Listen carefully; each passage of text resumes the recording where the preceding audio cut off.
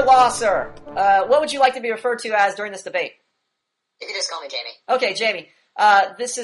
I'm now going to let you know the terms of the debate. We're going to record this live. We're going to distort the voices for everybody's anonymity. Of course, your video is already out there, but we always like to give our opponents the opportunity to remain anonymous. We just want to debate their views. We're not here to we're not personally interested in outing them or attacking them personally, etc. So that's why we distort the voices and we give them we want to make them as comfortable as possible expressing their views without having any kind of internet or social repercussions, etc. So right now we're going to be recording this debate live. The only thing we're going to do is just filter the voices at the end. So any other students that want to remain anonymous, that's fine. But other than that, we're going to leave it as is. Do you consent to be recorded during this debate? That's very important, and yes, I consent to be recorded for this debate. I'm so glad we both agree that nothing like a lawyer to come in and set the precedent, the legal precedent in here. Okay. So, do you have any other conditions before we start this debate? None, just that, may I also? Yeah, feel free.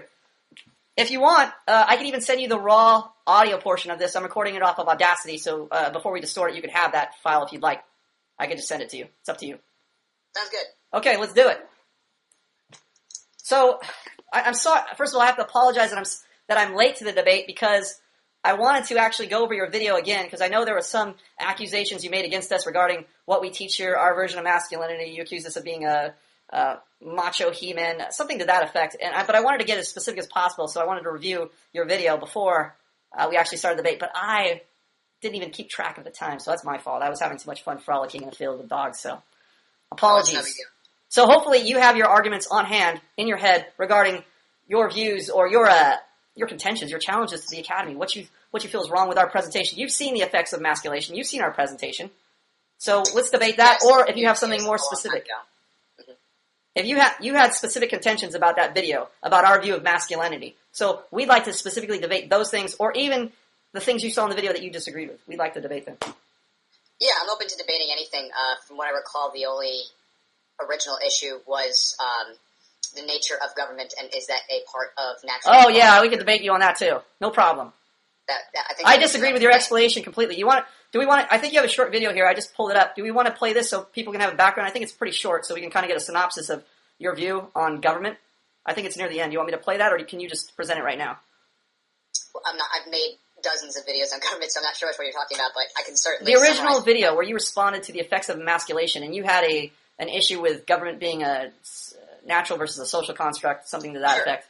Absolutely. Yes. Well, I mean, fundamentally, that all ties down to how you define masculinity. And from the point of view that I was taking, and I think probably one that you would take based on your materials, masculinity incorporates self-determination and the ability to have control over your own life and destiny as a man.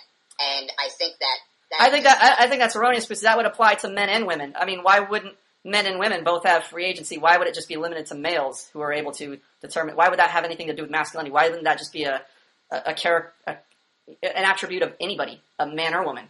Why would it just be strictly limited to males? I was just quoting it in for men since it's Manhood Academy, so right. Focusing on the male aspect. Okay. No, absolutely. And so I don't think that flexes well with the concept of what government is and what government does, which is undermines individual autonomy, self-direction, and individual property rights. And so I don't find that to be part and parcel of natural laws theory. I don't follow it as being a part of, Hobbes' Leviathan. So you feel your contention is that government is purely a social construct, that there's no government outside of the U.S. federal government, the Brazilian government, the Russian government. Those are all constructs not found in nature. Yeah, government is a fiction of the mind, and it only exists within human action. Humans enacting things is the only thing that makes government. If you take humans out of the picture, then you don't have government. It's not like if you take humans out, you have trees, or you have sexuality, or you have, energy. It's something that exists only because humans... Well, that sounds like a good theory. Unfortunately, it's completely false because even in natural law, things like you're dealing with animals, not even people. There is a type of governing structure here, and the problem is it's not even a misnomer. It's just you're misunderstanding the word govern, which means simply to control. At the heart, what a government is something, an agency to control something, to control an administration of needs. So when you have a government like the U.S. government, they're trying to control the citizens underneath them that are subject to their authority, people are subject to the U.S. governing authority. They're subject to federal laws, so that the federal government can then in turn meet the needs of the people. That is the whole purpose behind having a government, having somebody. You are forfeiting control. You are forfeiting agency. You're forfeiting your freedom. In return, those people are meeting your needs. Similar to like a parent-child relationship where a child has to obey the parent in order for the parent to provide reasonable care for the child. So, for instance, if the child didn't obey the parent and ran in the street whenever it wanted, ate whatever it wanted, the child would develop health problems, would get hit by cars, etc., and the parent wouldn't be able to provide care for the child. So there's a necessary control that needs to be exercised in a government agency in any relationship. So whether it's human relationship or animal relationship, there is some degree of control being exercised so that needs can get met. For instance, stronger animals eat weaker animals in nature, or there's predator and prey. They are controlling the environment because on one hand they're trying to get their needs met. The animals are eating each other because they're hungry, so they're getting their needs met. But this in turn works to form a whole social web of the I don't want to call it the food pyramid, but the chain. What's that thing called in biology where there's a chain? Do you mind if I step in real quick? Go ahead. Everything that you said is a descriptor. It actually hasn't been yet a single proof as to the scientific reasons why government does or does not. That's a misnomer to call it scientific. Simply saying positively, I think it does, but you actually haven't argued against my underlying contention that observably, government is a construct of human beings. Let me step in then, and it's not actually a necessity of anything other than the mind. And that's wrong. Let me step in because right off the bat you said scientific, as if that's an authority fallacy. Because really, everybody in this room is a scientist. There's no such thing as a non-scientist. A scientist. I agree with you. Okay, then if you agree with me, your description is irrelevant. To call it scientific is irrelevant. It's just whether you're doing a good investigation. It's whether you're doing a good investigation or a bad investigation.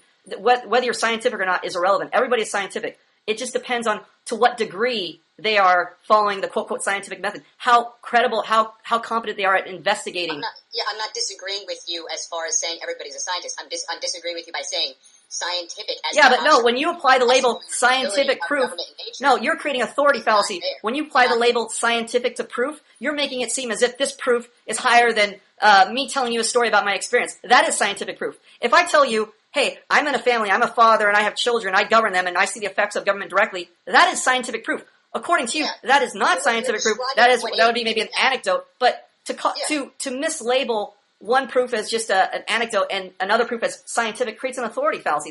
There's no such thing as scientific proof. You're actually you're confusing the issues. No, I'm not confusing the issue. I'm pointing out that you're confusing the issue because you're claiming that some proof.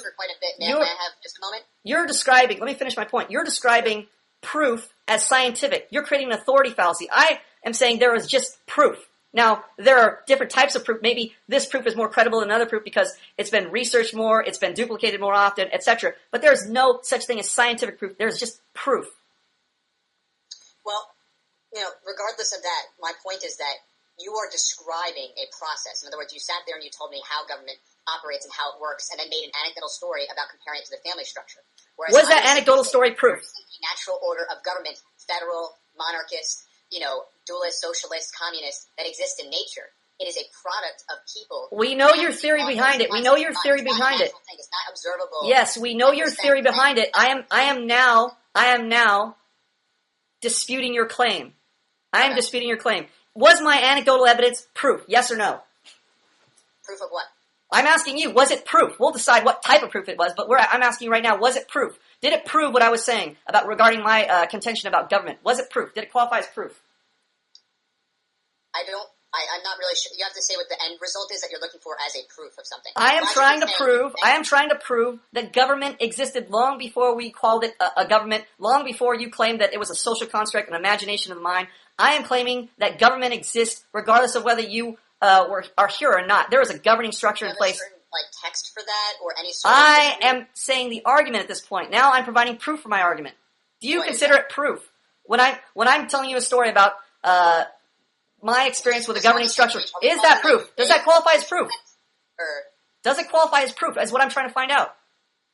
Enough of anecdotal evidence added up could prove something. Well, there you go. That's what I'm exactly doing right now. I'm providing anecdotal proof as well as rational proof. I'm doing two things. But your anecdotes aren't proving the underlying point. Sure they are. If we have enough of them, they will. And if I have enough rational arguments, they will. Well, I think then we have to distinguish between status quo morale versus ethics and morality. That is, We'll talk about absolute standards and absolute morality versus community just standards. a certain way, does that make it morally right underlying? I agree with you. There is a community standard which is not moral. It is a self-policing, self-righteous morality. It's a community standard. It shifts. Laws change all the time. Versus the absolute standard, the standard of justice, which people are basing the laws upon, the ideals for which they're seeking. I would say there are two standards here.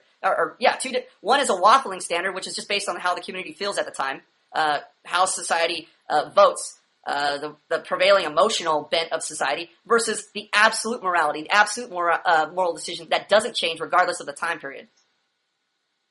Okay, well then, it's seeming to get a little bit more like loosey-goosey, like outside of more of the core issues. So, can I ask you a question? Okay, go ahead. Okay. What does it take to make a right government in your mind? What are the prerequisites? Two people. That's all you need to have a government. You need at least two people. You need a governor and a governee. Once you have a governor and a governee, you have a government. If you have a mother and a son, or a husband and a wife, you have a government by default. If you have two friends, you have a less intact governing structure, but you still have a government. Anytime you have two people, who gets to choose who is the ruler? Who is more functional? I'm sorry, not more functional. Who is less dysfunctional, or ultimately who is functional? The functional one governs. It's just one person's will against another. Might makes right. Is that what you're telling me? Essentially, in history, might makes right, but that is not a governing. That's not an ideal governing structure. That's a contemporary governing structure. We just talked about this. There's an absolute standard, a governing standard, and then there's a social construct based upon that absolute standard. But regardless, even if you took away the morality of the government, you removed all the federal laws, all the state laws, all the rules in society today, there would still emerge a natural law, and you would see that. Guaranteed. Oh, I don't deny that people have, what... Yeah, but that is governing. They are governing people with their behavior. For instance, if I'm stronger than you, and you can't do anything about it, and I beat you up, and I tell you you're going to do what I say, I'm governing you, aren't I? Aren't I controlling you? Well, you can have my body, but you can't get my obedience. I can't? If you can, I think there's a whole historical precedent of people getting obedience without getting their mind or spirit involved in it. I don't know if you know about the Egyptians or the Jews. I mean, there's a lot of people who got their body into things and they were obeying people they didn't agree with. Effectively, is that slavery is a moral good? Because I'm not saying it's a moral good. I just told you there would be a governing structure. Forcing an unwilling participant who, among two friends, one you say is less dysfunctional. I agree with you that you're describing an immoral government. I didn't say, we're not talking about the morality government, we're talking about the structure of government right now. There's two different issues. You're confusing issues. I'm just taking your example. Two friends. I know, you're taking my example, but you're misapplying my example. A functional person gets to dictate the will of the other against their will, according to you. No, that's wrong. You're stipulating that one person is functional. If I was functional, I wouldn't beat you up in the first place. Because by the very virtue of me beating you up, that means I'm dysfunctional. That means my governing structure is dysfunctional. But that still doesn't mean I couldn't govern you. You're confusing the two issues. Government is absent violence then. There should be no violence with government. What do you mean there should be no absence? The problem is you're misapplying terms. No. Okay, do you consider me, if you give me a wrong answer in class, you tell me 2 + 2 = 5, and I tell you, no, that's wrong, it's 4. Am I governing you? No, you're just talking. No, I am governing you. I'm controlling you. I'm applying violence, quote, quote, in the sense that I'm applying a disagreement. That is painful to you. That is governing your behavior. I've never heard that in my entire life. Of course you haven't heard that. That's why I have to explain it to you. Yes, I'm explaining it to you right now. You don't understand the concept of government. I'm explaining to you how government works. I'm alleviating the confusion you have between your social construct of government and a functional government. I don't understand what you're saying about government because it flexes between this idea of how it develops. In other words, you're trying to describe a history versus morality. No, you're confusing the issue. You asked me two different questions. You don't even understand the question you're asking. You're asking me, is there? No, you don't. You're asking me, is there such an agency, a thing, a concept as natural, a natural concept referred to as government? I said yes, there is. But now you're asking me a different issue. You're asking me whether the government is moral. There are two different issues. You are not able to separate the two. I am answering your question. I'm not telling you specifically which type of government it is. For instance, I gave you an example. If I bully you, I'm stronger than you, I am governing you. That does not mean my governing is moral. It just means that I'm able to govern you. You're confusing the two issues and saying, aha, because you're governing me in a moral manner, this is therefore a moral construct or something else. I don't even know what your argument is referring to that. Well, then let me help this along. With government, I find government to be the initiation of force against other people. How can you govern without force? How can you possibly do that? Correct. It's the initiation of force. Government is ultimately force, human beings exerting their will onto other human beings through whether it's the threat of force, if you don't do what we human say, beings, you go to jail, animals, right, etc. Now I'm saying, is that initiation moral? Yes, let me tell you why. Because in many cases, you don't realize that your behavior undermines the governing structure. Therefore, it undermines people's ability to get their needs met. I'll give you a prime example. I'll simplify the example. The governing structure of a family. If a child misbehaves, it prevents the father or whoever's in charge of that governing structure from meeting the needs of the child. If the child is not listening to the parent, if the child eats candy when they're told to eat vegetables, they are undermining the governing structure. And as a result, the person being governed, the child who is rebelling against the governing structure of the parent, is going to be harmed by that. Therefore, force, pain, suffering, some type of punishment is required to remove the dysfunctional behavior of the child to make it so to bring the child into a functional state, into a functional position where the parent can then again provide care. If you don't remove that dysfunctional behavior, that disorderly behavior by the child, there is no way that government can stay intact. There is no way the needs of either party can be met without force. Well, two things. One, I'm going to distinguish for the rest of this argument between family and government. So I consider those two issues separate, and I don't consider them separate at all, so I don't know why you would separate them. I think there's a huge difference between family biologically and government. I don't think there's any difference other than the relative. As I already stated, it only takes two people to have a government. I understand. But I'm just letting you know that's my position. That's where right. But you haven't proven it. You haven't given any proof for distinguishing the difference between a family government structure and a social government structure. You haven't given me. Yes, I can. I mean, I wish you would provide it. Then go ahead. Okay. First off, here's a foundational question: how many people does it take to force unwilling participants to a social contract? In other words, if you had 10 people on an island, right? Right. How many of those would have to be, say something or vote something in order to force? It's not the number. It's not the exact number. It's the exact amount of pain, suffering, punishment that would be required to stop the dysfunctional behavior from happening. And who gets to decide who is functional and dysfunctional? Well, let's say we're all dysfunctional. We're all going to die. The government's going to be gone. So hopefully somebody has a brain. Hopefully somebody has a brain there and can figure out, without a governing structure in place, we're all going to eat each other. We're all going to kill each other. We're all going to waste each other's supplies. We're all going to take resources that should be used for the group so that we could all prosper versus one person prospers and eventually we all die off slowly. So somebody's going to have some foresight, some insight to say, hey, this is a practical way to govern. Your way to govern will kill us all. Your argument falls flat, though, because it assumes that the most powerful person is also the most... It's not always the case. You know what? In some cases...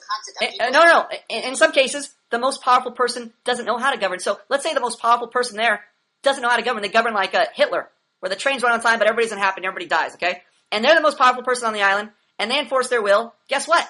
Everybody's going to die. Even though they're the most powerful person, everybody's going to die because that is a bad governor. But that's not always true, though. I mean, for many... It's not always true, but you're using a hypothetical. We're using a hypothetical. If this guy...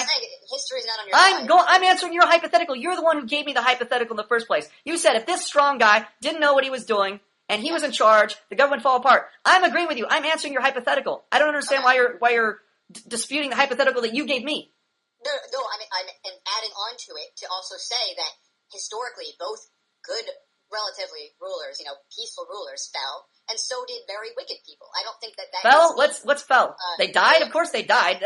What does that mean? Does that prove that their governing structure was wrong? Good and bad rulers because a person dies, does that mean their governing structure is wrong? Does death prove that their governing structure is wrong? No, but from your angle, that was a subtext because you were saying. How is that a subtext? One has nothing to do with the other. How does a good ruler in history? How does a good ruler in history have anything to do with your hypothetical example of this strong guy on an island enforcing his irrational, dysfunctional will on other people, unwilling participants? How does it have anything to do with a good ruler? Of what you're saying, I'm demonstrating by saying that this is a proof text to why government is right. You're saying a proof text? I'm answering your hypothetical. How is that a proof text of anything?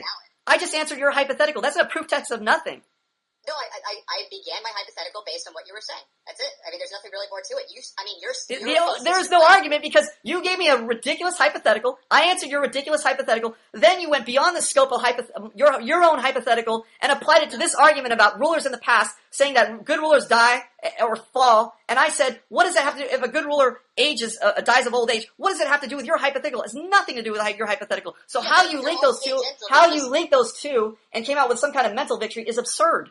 Because it begins with your foundational concept of describing where government comes from in nature. And you say that it comes by a less dysfunctional person rising in power. How is your strongman,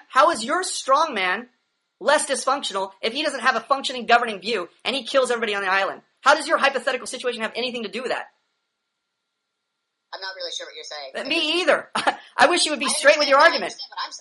I wish you would make your argument clear because it's not clear. Can we go to the audience? Can we ask the audience and see if anybody is clear or anybody has some suggestion to clarify the argument? Moderator, do you have a suggestion or can you clarify the argument for us? I think maybe it's not so clear. Like, what do you mean by government is a mental construct? Sure. As opposed to something naturally occurring in nature. Absolutely, I can answer that very well. Government is very much like, I'm sure that you all have seen The Matrix, right? There isn't something that you can say this is government. You can't say it's a tree. You can't say it's a bird. You can't say it's a star.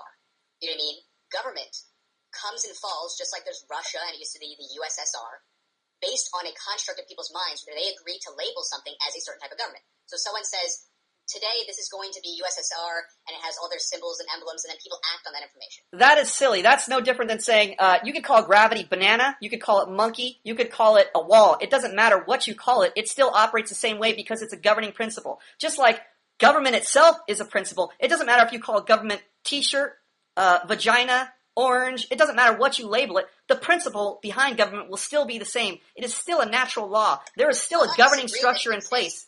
Regardless, whenever there's two people in a room, a governing structure is there by default. There are two wills there. Somebody is going to get their will met. That is a government right there. It doesn't have to come at the expense of another person. My point is that, for example, let me make the government is not designed to kill both people. The government is designed to ensure that those two people coexist and thrive. That is the whole point of the government. I'll address that, but first let me just finish that tail end thought. Okay. Trying to think of what's the best way just to summarize it. I mean, ultimately, when it comes to how government operates, right? Mm-hmm. It is nothing but describing an existence just like you describe death or violence or murder or rape. It exists. Government exists. I'm not denying that it exists. You just said it was a construct. It was a figment of our imagination and our mind. Like if we didn't, you claim that if we didn't imagine government, it just wouldn't exist. It would just magically go away. Just like gravity. If we didn't call gravity gravity, or if we didn't discover gravity, gravity would no longer exist. That is your contention. That is bullshit. I think where you're mixing it up is that instead of dividing spheres between family relationships and government, which involves non-familiar relationships, and the familiarity between the parties involved is irrelevant. It's irrelevant. There is a governing structure. Whether historically it has been. No, it is irrelevant. It's just like the gravity in a tree house is no different than the gravity in outer space. The same principle is operating. It's not a different brand of gravity, just like it's not a different brand of government in your family versus a big society, a federal government. They're both governing structures based on the same governing principles. Are you familiar with historical texts like the Book of Samuel, 1 Samuel, chapter 8? I'm familiar with the text, but not specifically what you're going to mention. Okay. For example, if we divide things even from a historical mindset, whether or not you believe in the mythologies, talking about theocracy versus human governance. We're talking about human beings, non-relational, ruling other human beings. You had an example. Wait, you were talking about non-relational. What do you say that again? I'm making a distinction among different types of governances historically through texts that we have about ancient peoples. Okay, are you saying there's like a democracy and a dictatorship and a monarchy? Is that what you're saying? I'm simply saying that there has been a historical distinction between families, tribes, and organized, monopolized. Maybe historically they've made distinctions to show there are different types, levels of government. Like it's different. There's a different government in a family structure where there's only a mother and 2 children to govern versus I have to govern 1,000 people. Maybe the carrying out of duties, the administration will be a little different because obviously there's more people to care for. But the governing, the concept or the fundamental principle is still there. The fundamental principle of gravity is still there. The fundamental principle, whether it's 2 people or 200 people, it's irrelevant. The governing structure is still there. It's still natural. It's still innate to us. I would disagree with you because it's you haven't shown proof of that. And it's different in form, and it's also different in how the human. Of course, it's different in form. Governing 2 children versus governing 500 people is different, but the governing principles are still the same. You don't change governing principles, just like you don't change the formula for determining gravity on a planet versus on Earth.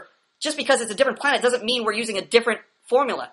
We're still using the same governing formula, whether we're talking about a family or a federal government. We're still relying on the same concept of government, this exact same concept of government. And you haven't shown otherwise. Show me how it's different. It's so clearly different. Show me how. Demonstrate how. Give me examples. Rationalize it. Show me how. Children are biological products of the DNA of their parents. Irrelevant. And it is known that children are not mentally capable of taking care of There are many people in society who are mentally incapable of taking care of themselves. I understand. Most of them are women, but also guys too. There are many people who are mentally incapable of taking care of themselves. And simply because there are people who are needy and have those needs doesn't mean that those needs need to be met through the initiation of force and violence by commandeering. Force and violence? Okay, see, there's a problem. That's almost a silly liberal construct. It's almost like saying arresting somebody is violence, or telling somebody they're wrong is violence. That's such a feminist bullshit term. That's a demonization of what force is. For instance, no. Let me give you an example. For instance, if there's a person stealing a cookie, it's violent to slap their hand. We could qualify that as violence. Versus if there's somebody robbing a bank and they're firing guns at me and I need to shoot them, that's also violence. But the emphasis is not on whether they're shooting guns or slapping hands. The emphasis is on how much, quote, quote, violence, force, pain is required to stop the dysfunctional behavior. That's why punishment is there in the first place. It's to stop the dysfunctional behavior. We don't shoot a kid for stealing a cookie, and we don't slap a bank robber on the hand for firing guns at us. The violence has to be proportional to the crime, because the only point of the violence is to stop the crime, is to stop the bad behavior, is to stop the dysfunction from taking place. So it's silly to just automatically lump violence with force as if they're some bad thing and telling somebody not to do something. We tell people not to do things all the time by threat of violence. If you don't stop in your car when a policeman pulls up behind you, it can get to shooting. The cop can eventually shoot you. If you create enough hazards, if you weave in another lane and endanger other people's lives, he should morally shoot you. So to say that it's wrong just to say, oh, violence and force are wrong to get people to comply, your example is so short-sighted and so immoral, it defies logic. I just pointed to you an example of a guy weaving through a lane, caught endangering other people, and yet you think the solution is not to arrest him, not to tell him no, not to enact violence against him, but to let him go on endangering other people's lives under that governing structure. Well, I'm going to disagree with your mischaracterization of my position, and that's largely the difference between regulating individual transactions within private property. In other words, obviously, nobody wants to have somebody drive dangerously into them or shoot them. Or so are those streets are public property or private property? The freeways that we're driving on, those public property or private property? Well, it's actually government's property. Okay, so who does it belong? So if I drive on the freeway, am I violating the government's property rights? Am I taking over? Giving you a license to use. So it's public property, is what you're trying to say? That's a very complex issue. Which it's very complex. Blue, the highways you drive on, are they public property or private property? Can you give me a non-complex answer? Well, I mean, to make it easy, it's public property. The public can use the highways, go back. Yeah, I've never heard of a law preventing anybody in the public sector from driving on a highway. So I don't know how they wouldn't be easily classified as public. It's a very complicated issue. No, it's complicated for a lawyer, but not for a person exercising common sense. They can tell there's a difference between coming into my house and driving on the freeway. I own the house. It's not for public use. But the highways are owned by taxpayers. We pay taxes to maintain the highways. Therefore, the public can drive on them. Even people who don't pay taxes can drive on them. I understand what you're saying, but I'm going to keep going back to the original issue and distinguishing why government itself initiates force and violence. And when I say force, I'm saying that people who are peaceful, who are not hurting anybody, who are not, stealing, they're not robbing, they're not raping. If they're not doing any of those things you just said, why would the government ever need to use force against them? The government initiates aggression and force. Why would it ever need to? If those people are peaceful, like you said, they're obeying laws. The government initiates force through threats, because if you don't give them money for your land to pay property taxes, or if you don't give them money for pretty much anything you can imagine from birth, relating to Social Security, relating to schools. Well, then your claim is that those people who are peaceful are entitled to everything that the government has. They're entitled to my money because I'm the government. The government doesn't just make money; it makes it from the citizens. The citizens have to give it taxes. So when you say you're entitled to healthcare, you're entitled to this freeway system, and you don't have to pay for anybody, and the government's going to enact force or threats of force if you violate laws, you don't pay your taxes, then that's wrong. Your position is immoral because you're trying to say that you inherited my money. You are entitled to my money. How are you ever entitled to a freeway if you don't pay for it? How are you ever entitled to a cop car protecting you if you didn't pay for it? How are you ever entitled to a fire truck if you didn't pay for it? How are you ever entitled to public communication lines, power lines, anything regarding a public service if you didn't pay for it? How are you ever entitled to any of that? I didn't say that anybody was entitled to anything, actually. Okay, so what does your argument mean when you say that the government is putting a threat of force on a peaceful person? That makes no sense whatsoever. Yes. Clarify that. I'll put two examples just to make it clear. Okay. Something that everybody could probably relate to. Okay? Okay. First one, owning property, right? Mm-hmm. You don't have this thing called allodial title. In other words, sovereign right to your own property. If you paid for your house, you bought it fair and square, not stolen, the bounds are perfect. Are we counting the Indians we originally stole the land from? Yeah, I mean that goes back quite a bit. Right, but we took the land from them. We took the land from them, so now we're habitating their land. We stole the land, so now we have the land. Okay. There has been stolen lands throughout all of history. Right, so we're really dealing in stolen property here, right? So we bought a piece of land out of the back of somebody's van, right? Yeah, well, yes. I mean that's another issue that I could talk all day It's part about. of this issue, but let's go ahead. But sure, I'm talking about the present. So if you own that property, it's in your name, all good. You still have to pay taxes on that property. Okay. And those better than the Indians who don't even get their property; they just get a bullet to the head. But right, okay. I agree. The Trail of Teals is a very terrible tragedy. Right. So, if you don't pay those, then either the government's going to put a lien on your house, it gets foreclosed and sold. They come and take it, which means you don't actually own it. Right. You're not the master of your property. Right. Or they might come and forcibly try to take you out of there. If you stay, using, as you said, potentially serious injury up to leading to death. Right. Resist. Okay. Now that is a form of feudalism and slavery. No, it's not because by buying that property, you are buying into the community. You are also buying a chunk of the community. You are using the community resources. What was stolen originally. Right. So you're dealing in stolen property, and now you're using the resources surrounding that stolen property. You're getting water, electricity, freeways, roads, protection, government services, the fire department, access to the community. You're getting all these things, all these benefits that you wouldn't get if you had to build your own house out in the wilderness or build your own community, build your own stores, develop your own agricultural system, transport your own food, build your own plumbing, etc. to get to that house. You'd have to do all that yourself, and you have no ability to do that all yourself. That's why you make an agreement with the people who you're buying the land from to get those services in return for paying taxes. No, you're confusing private services. Oh, those are all private services. That road you drive on is a private service. You had nothing. That road was just magically there. Don't be confused. I'm not talking. I'm not confused. I think you're confused. I'm saying, there's a lot of private services right when you walk outside your house. I'm not denying that there are a lot of what you coin as public services. I would coin them as public because they are public. I don't know why you wouldn't coin them as public. Because if you understood, I could go outside right now and get a drink from my neighbor's hose because there is a public water system built out there. You don't have true ownership in the traditional sense of property rights. But that being said, the point. I guess the Indians didn't have true ownership either. I guess nobody has true ownership. What's that have to do with anything? Not under government. Yes, you're right. Not under government. But not under government? No, not under government. Nobody has true ownership. The government always. So whoever's here owns nothing. Well, you know what? In an absolute sense, there is no ownership because when I die, I still don't own the property. It just goes to somebody else. So there's no such thing as ownership. I mean, we can talk about the essential parts of these things, but that's not the point. That is the point. That is the point. You keep trying to compartmentalize points to follow your delusional logic here. No, you have to see the whole big picture. You have to see every point in context, not just compartmentalize each point as if they're separate universes. That's the problem with your logic.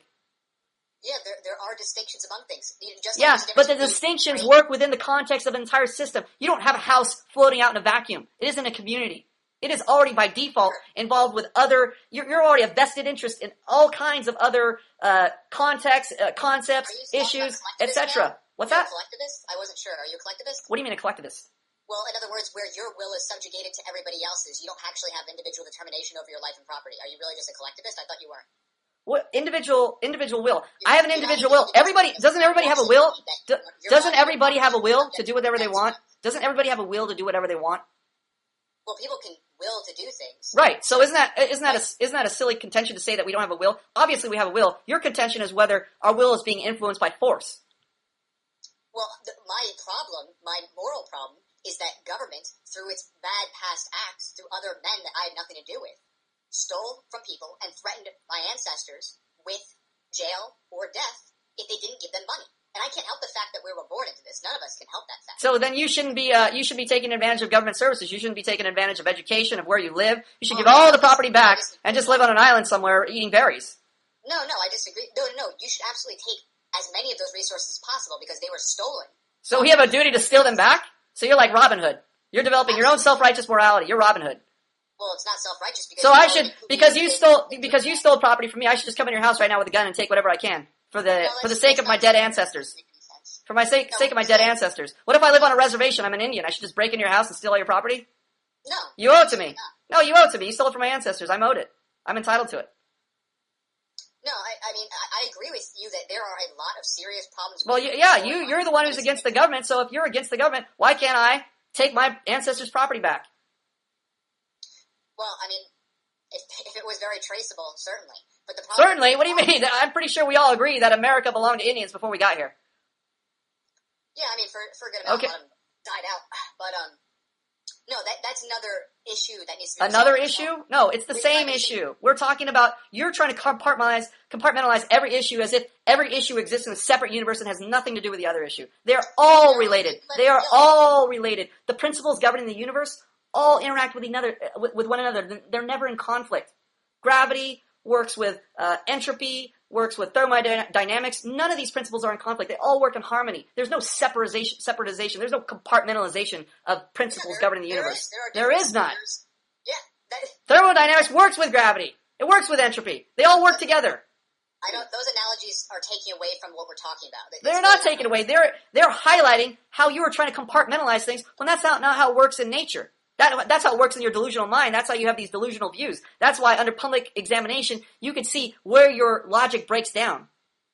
No, when you're called to be accountable for each and every view, that's where the logic breaks down. Your views have to be accountable to each other. They have to work in context with each other. They have to work in context. There are distinctions among everything. That's why if I go into your room and you say, "Here, Jamie," a distinction.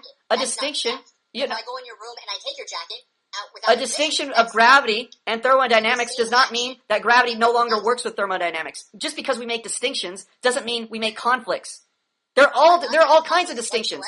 There are distinctions in every single principle in the universe. That doesn't mean they're in conflict just because we make distinctions about things. You're implying that making a distinction creates a conflict by definition. I've not yet said anything that creates a conflict. There are nothing.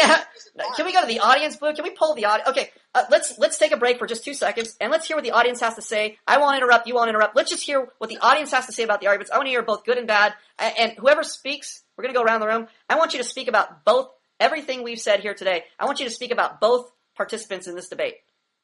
Go ahead, Blue. Why don't you go around the room and just moderate and ask people's opinion? All right. Hopefully everyone was listening to the debate. I'll start off with Zenik. I don't know if you were here for the whole thing.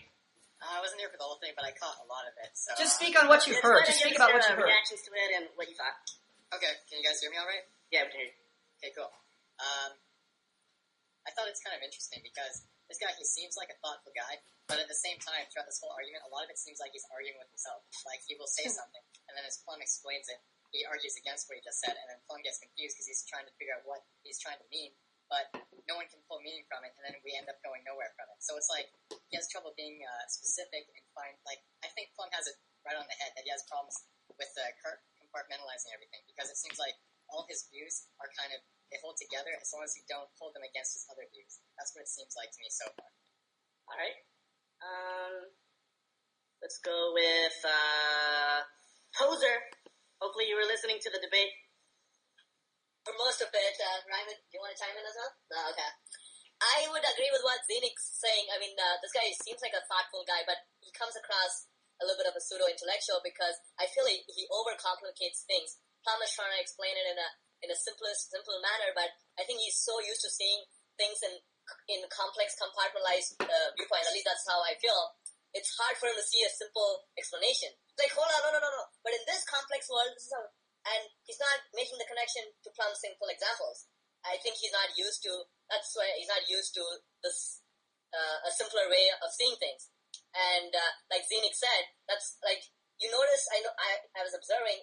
Like, he made some hypothetical, like, hey, what about in this situation? And then on that, he's like, well, but when then this, he added, like, another hypothetical to his hypothetical.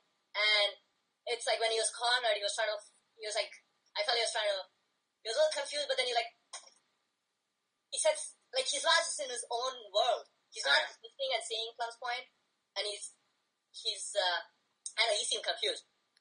Well, I'm confused. Let's hear. Yeah, let's hear from. Hey, well, before I go on to anybody else, I just want to say, on behalf of Manhood Academy, we'd like to thank you because you are the only participant who has stayed longer than 3 minutes. he hasn't rage quit. I give him that already. Yeah, he has not rage quit from the I debate. mean, at least you stayed here, and we want to give you a lot of props for From the ghetto. for staying here. Kudos, So bro. we want to thank you. And all the chicks that we've argued have gotten angry, have tried to file lawsuits, and so we want Even the Canadian guy rage quit. right. What about Slowho? Let's hear from Slowho. So, Shit. it's like, shit. Oh shit, man! I don't really have anything to say. I agree with Zenik. You little pussy. We want to hear your candid opinion. Give us your candid thoughts. Come on, man, say something. Z-Dog and I are of one mind. Shut up, faggot. All right, let's go to somebody else who can actually give a candid opinion without bullshitting us. Moderator, wake up. Okay. Well, it was very hard to distinguish what Jamie's point actually was because there was no concrete direction. So the argument originally, if I understand you, Jamie, that governance is basically a construct of the mind where it's essentially an agreement between people. And so somehow this agreement is different between families and a larger government structure, let's say the U.S. government. I would just say that government, as in a collectivization, a monopoly on force, which is other human beings, we're not talking about the family, that is a construct of those people's minds. Well, right. I think this is where the confusion. So you're saying it's a construct of the minds as if it's separated from a natural governing. As if we didn't construct it, it wouldn't exist. Right. Well, I mean, Without human beings, you don't have any sort of organized government like you see the federal government or state government or anything like that. Yeah. Right, that's complete bullshit. But let's hear from other people right now. Go for it. Blue, keep going around the room. Let's hear it. Okay. The new I'll student. chime in for a second. Yeah, the new student. Go ahead. I was going to say, Jamie, basically your argument is that government is a man-made invention, that all its different forms are just an expression of how we artificially construct this governing structure around us. But I think I'd side more with Plum on this one, that it seemed to be more of a natural order, and that all the governments that we see around the world seem like kind of the different forms of the different way they manifest themselves among different societies, depending on what agreement, what needs the people in that society need to have met. And I'm having a hard time, kind of following. I understand on some level what you're saying about it being an artificial creation of man, but at the same time,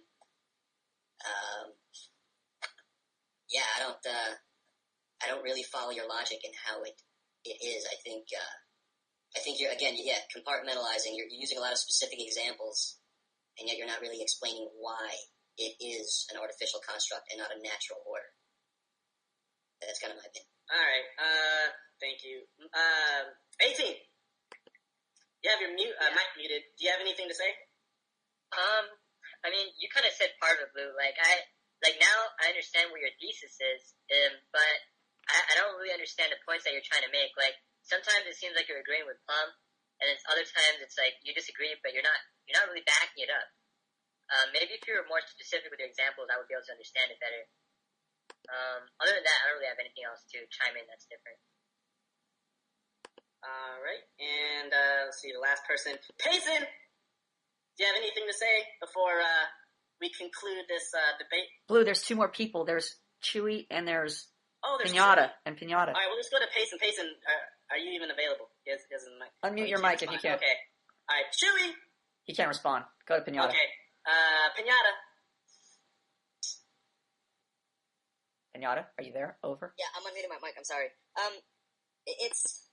I was really confused since the beginning of the debate because Jamie's arguing that government, and if I'm not mistaken, it's that government is different in different places or something.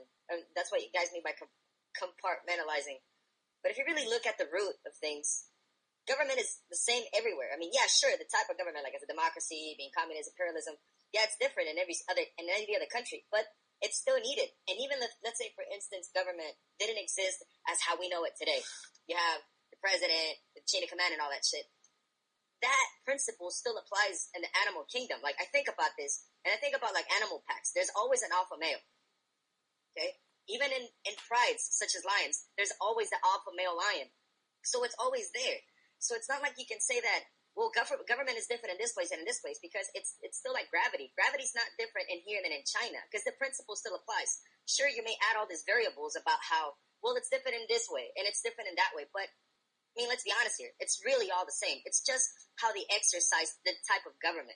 But government is still needed. If not, you would have a revolution like what happened in France in the 1900s. And even after that revolution, people still wanted somebody to lead them, because they always need somebody to lead them. Yeah, interesting. You notice that after every upheaval in society, or even people who want anarchy, even the punk anarchists eventually have a governing structure. They come back to a governing structure. They want rules. They want regulations, even within a so-called anarchist society. So there's really no such thing as this notion of government's in your mind. It's an imaginary construct. Government would be here whether we realize it or not, whether we want it or not.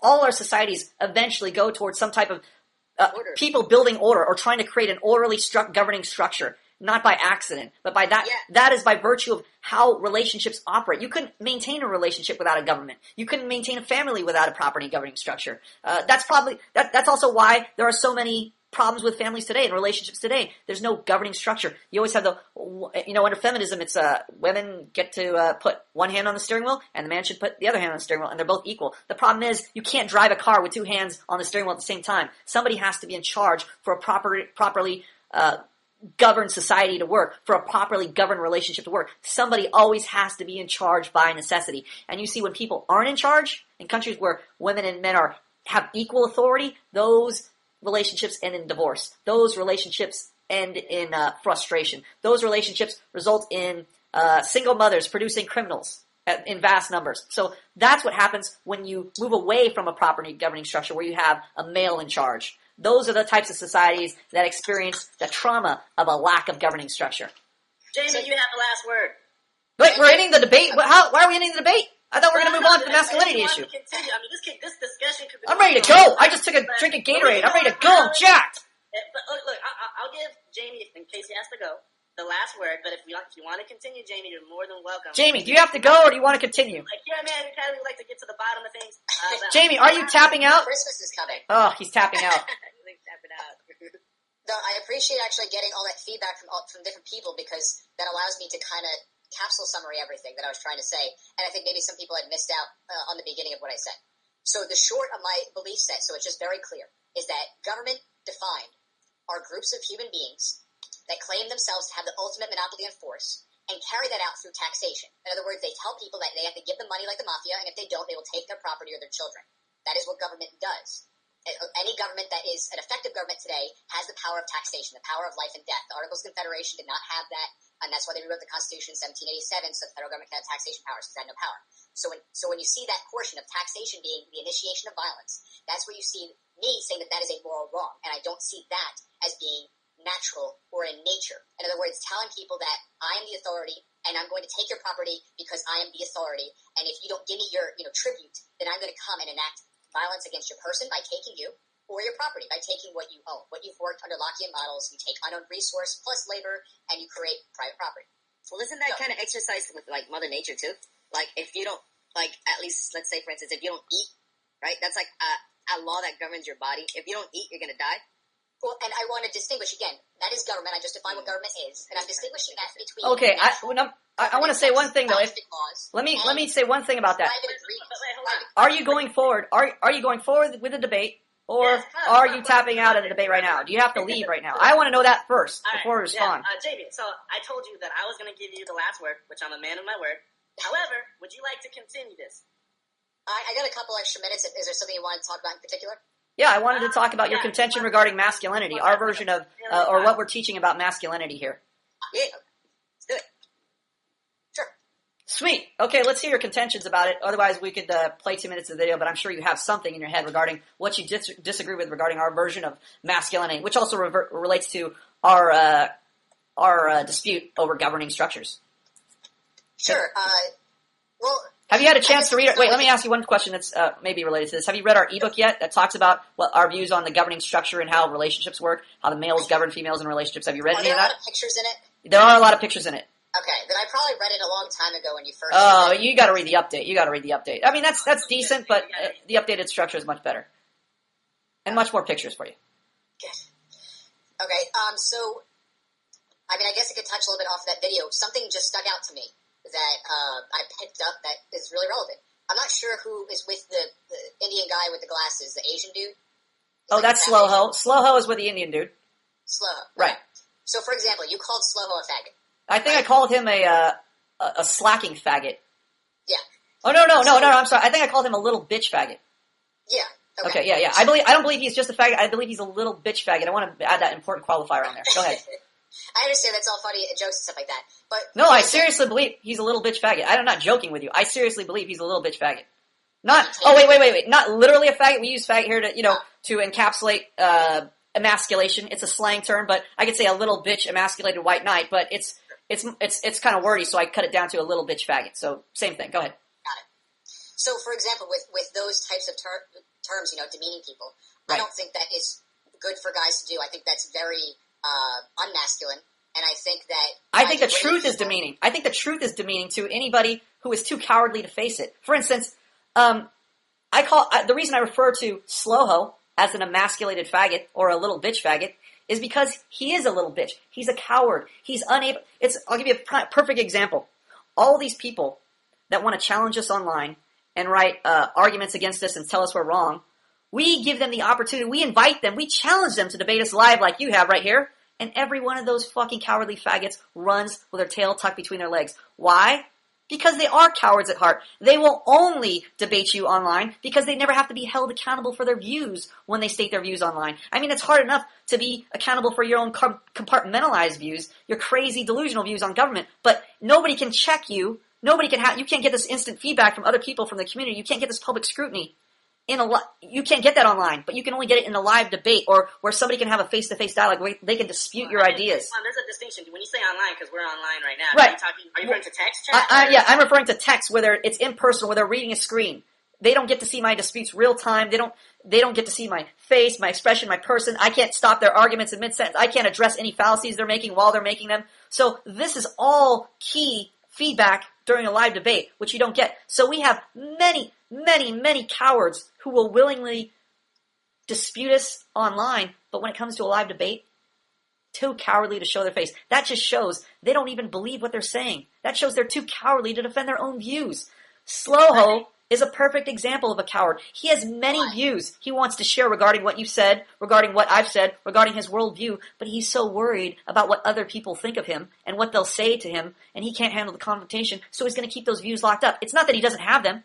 It's just that he hasn't learned yet how to manage his expectations, how to manage the relationship between us, so he can't openly state them. He feels like, something's going to happen if I openly state them. I think your ad hominem attacks are fairly disgusting, and that bringing people down is very unhealthy, demeaning, and I think that... Well, I could make the same accusation about you. I could label your whole video as an ad hominem attack because it's false. It's ludicrous. It's absurd. But unlike you, I'm not a coward. I can face the truth. I can speak to you openly. I can dialogue about your attacks. I don't even need to refer to them as ad hominem attacks. I just refer to it as your delusional opinion. I entitle you to have your delusional opinion. I'm not going to censor your delusional opinion because I'm not threatened by your delusional opinion. That's the difference between you and me, or you and my opponents, or my opponents will always try to censor me first before debating me. I mean, a rational person would realize that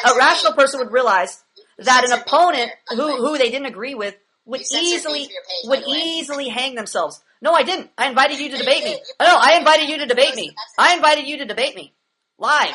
I invited you to the chat room. So to say I'm censoring your views is bullshit because only Manhood Academy would dare give you the opportunity to debate you. I'm still willing to debate you. We can hold a whole series of debates. We can hold a debate series, you and me. If you're so intellectual, if you're so rational and intellectual, and you want to prove that we censor your views, go ahead and keep coming back and debate us. We'll welcome you. I'd love to bury you in the ground. I'd love to embarrass you. Let's do it. Haven't done it yet. I haven't done it yet. Listen to the audience. You're so delusional. You haven't even heard the feedback from the audience. I think there's a difference between ad hominem and saying something backed with reason. For example, Yes, that's correct. People would say Saddam Hussein is a monster. And most people would say, yeah, he is a monster. Oh, but you can't say that because that's Yeah, but under his delusional, therefore everything you say is bullshit. under his delusional professional victim criteria, you could say monster because everybody knows what monster entails or what they're meaning by the term monster, the atrocities, etc. But that's a slang term. It's a cultural idiom. The same when I say Sloho is a little bitch faggot. It's a cultural idiom. It's a slang term. It doesn't mean I literally believe he's homosexual, but somebody like you, a professional victim, can take anything out of context and use it to demean anything to fit it to your personal agenda. That's why you would avoid debates like this. That's why you wouldn't dispute me. That's why you avoid public scrutiny of having your views put under a microscope. We're more than willing to do that. We would never censor you. So it's ridiculous. It's ridiculous that you would even dare to accuse us of censorship. We would never censor your views. We would never think to censor your views because your cowardly views are actually your cowardly views are actually what make our views stand out. When we debate your cowardly views out in the open, we verify the authenticity of our views. We enjoy having cowards like you here to debate. It only verifies our views. If our views were truly irrational, your logical arguments and rebuttals would prove that in a debate. And we'd be embarrassed. We could never show our faces. We would have to take down the academy. But because let me ask James, your embarrassing logic doesn't make sense, we welcome your views here. We would never censor your views. James, is it an ad hominem attack or a logical fallacy if you put a label to someone and then you explain the labeling? You explain your reason behind the label. Is that? Yeah, the reasons behind the labeling would be the logical critique. That's what we do. So how are we now exercising ad hominems? You yourself called us stupid in the video. Should I just act like you, like a professional coward, a professional victim, and say, oh, you said I'm stupid, that's an ad hominem? No, because I'm not that ridiculous. I'm not a pseudo-intellectual like you. I know that you believe we're stupid because we're uneducated, we don't see this point of view, etc. I'm willing to debate you on that. I'm not a child like you, worried about ad hominem attacks. I'm worried about by ad hominem attacks. It's there. I'm sorry, what? I'm sorry, what? I said, what you wrote to me after you blocked me, in other words, censored me from your channel, is underneath my YouTube video. So you guys can go read it. Go ahead. Okay. Once again, you're a child in your views because you say it's censorship when we're debating you right now live and we're airing your antithetical views, your oppositional views. We're airing them. We're giving voice to your views. So how could that ever qualify as censorship? How? No, you did originally. I didn't originally. No, you don't understand. Look, you're an idiot. We explained this before. Look. Yes, you're an idiot. I'm going to prove it right now. YouTube is not a place to debate. It's a place for cowards. You can only make a limited word count. That censors my views. I can't give you an accurate rebuttal with just a 200 character word count. So it's the worst place to debate. I invited you to come to the forum, to come to the chat room, to make a post where I can debate you in full. Here, we even give you more room to debate, to air your views. A YouTube comment? You believe that's a rational place to have a discussion like this? A YouTube comment? Why you're bloviating on this? Bloviating? What does this have to do with bloviating? You're the one who claimed that we're censoring your views. You claimed that we're censoring your views. Nobody's being censored right now. You weren't being censored then. If you had challenged us and said, I'm going to come to your channel because you censored me off YouTube, you think we'd be cowardly and go, oh, I'm sorry, we can't have your views on here? Is that what you really think?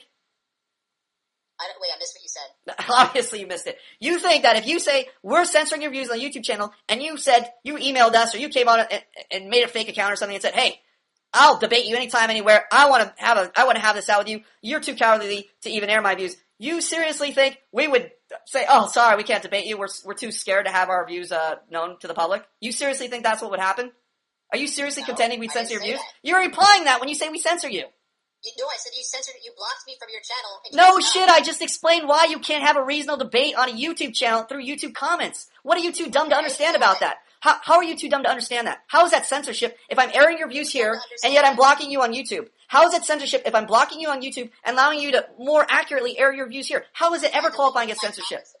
How is that censorship? I would allow you to say all your comments right now. Deleting my public comments, yeah, that's not. So you can state your comments. You can state your comments with your full breath and your full reasoning here. That is now censoring you. How does that even work? You guys listened to it for you go on so many illogical tangents. Illogical tangents. So everybody in the audience who disputed you and said you made no sense, now you're implying that I'm illogical when you heard the audience reaction to your ridiculous delusional views. I heard the audience reaction. And so you think the whole audience is wrong and delusional. They weren't paying attention to you. You're smarter than the entire audience. Your audience are people who subscribe to your information. So okay, let's hear the accusation. He says that you guys are required to agree with me or I will ban you from the academy and I'll censor your views. But you'll be the first one. Bottles, you've been here the longest. You've been here 5 years. I want to hear your view on his accusation that unless you guys agree with me, and I don't allow the dissenting opinion, you'll get banned or some type of retribution will be enacted against you. Let's hear it. Let's hear it, Boz. What do you have to respond to that accusation?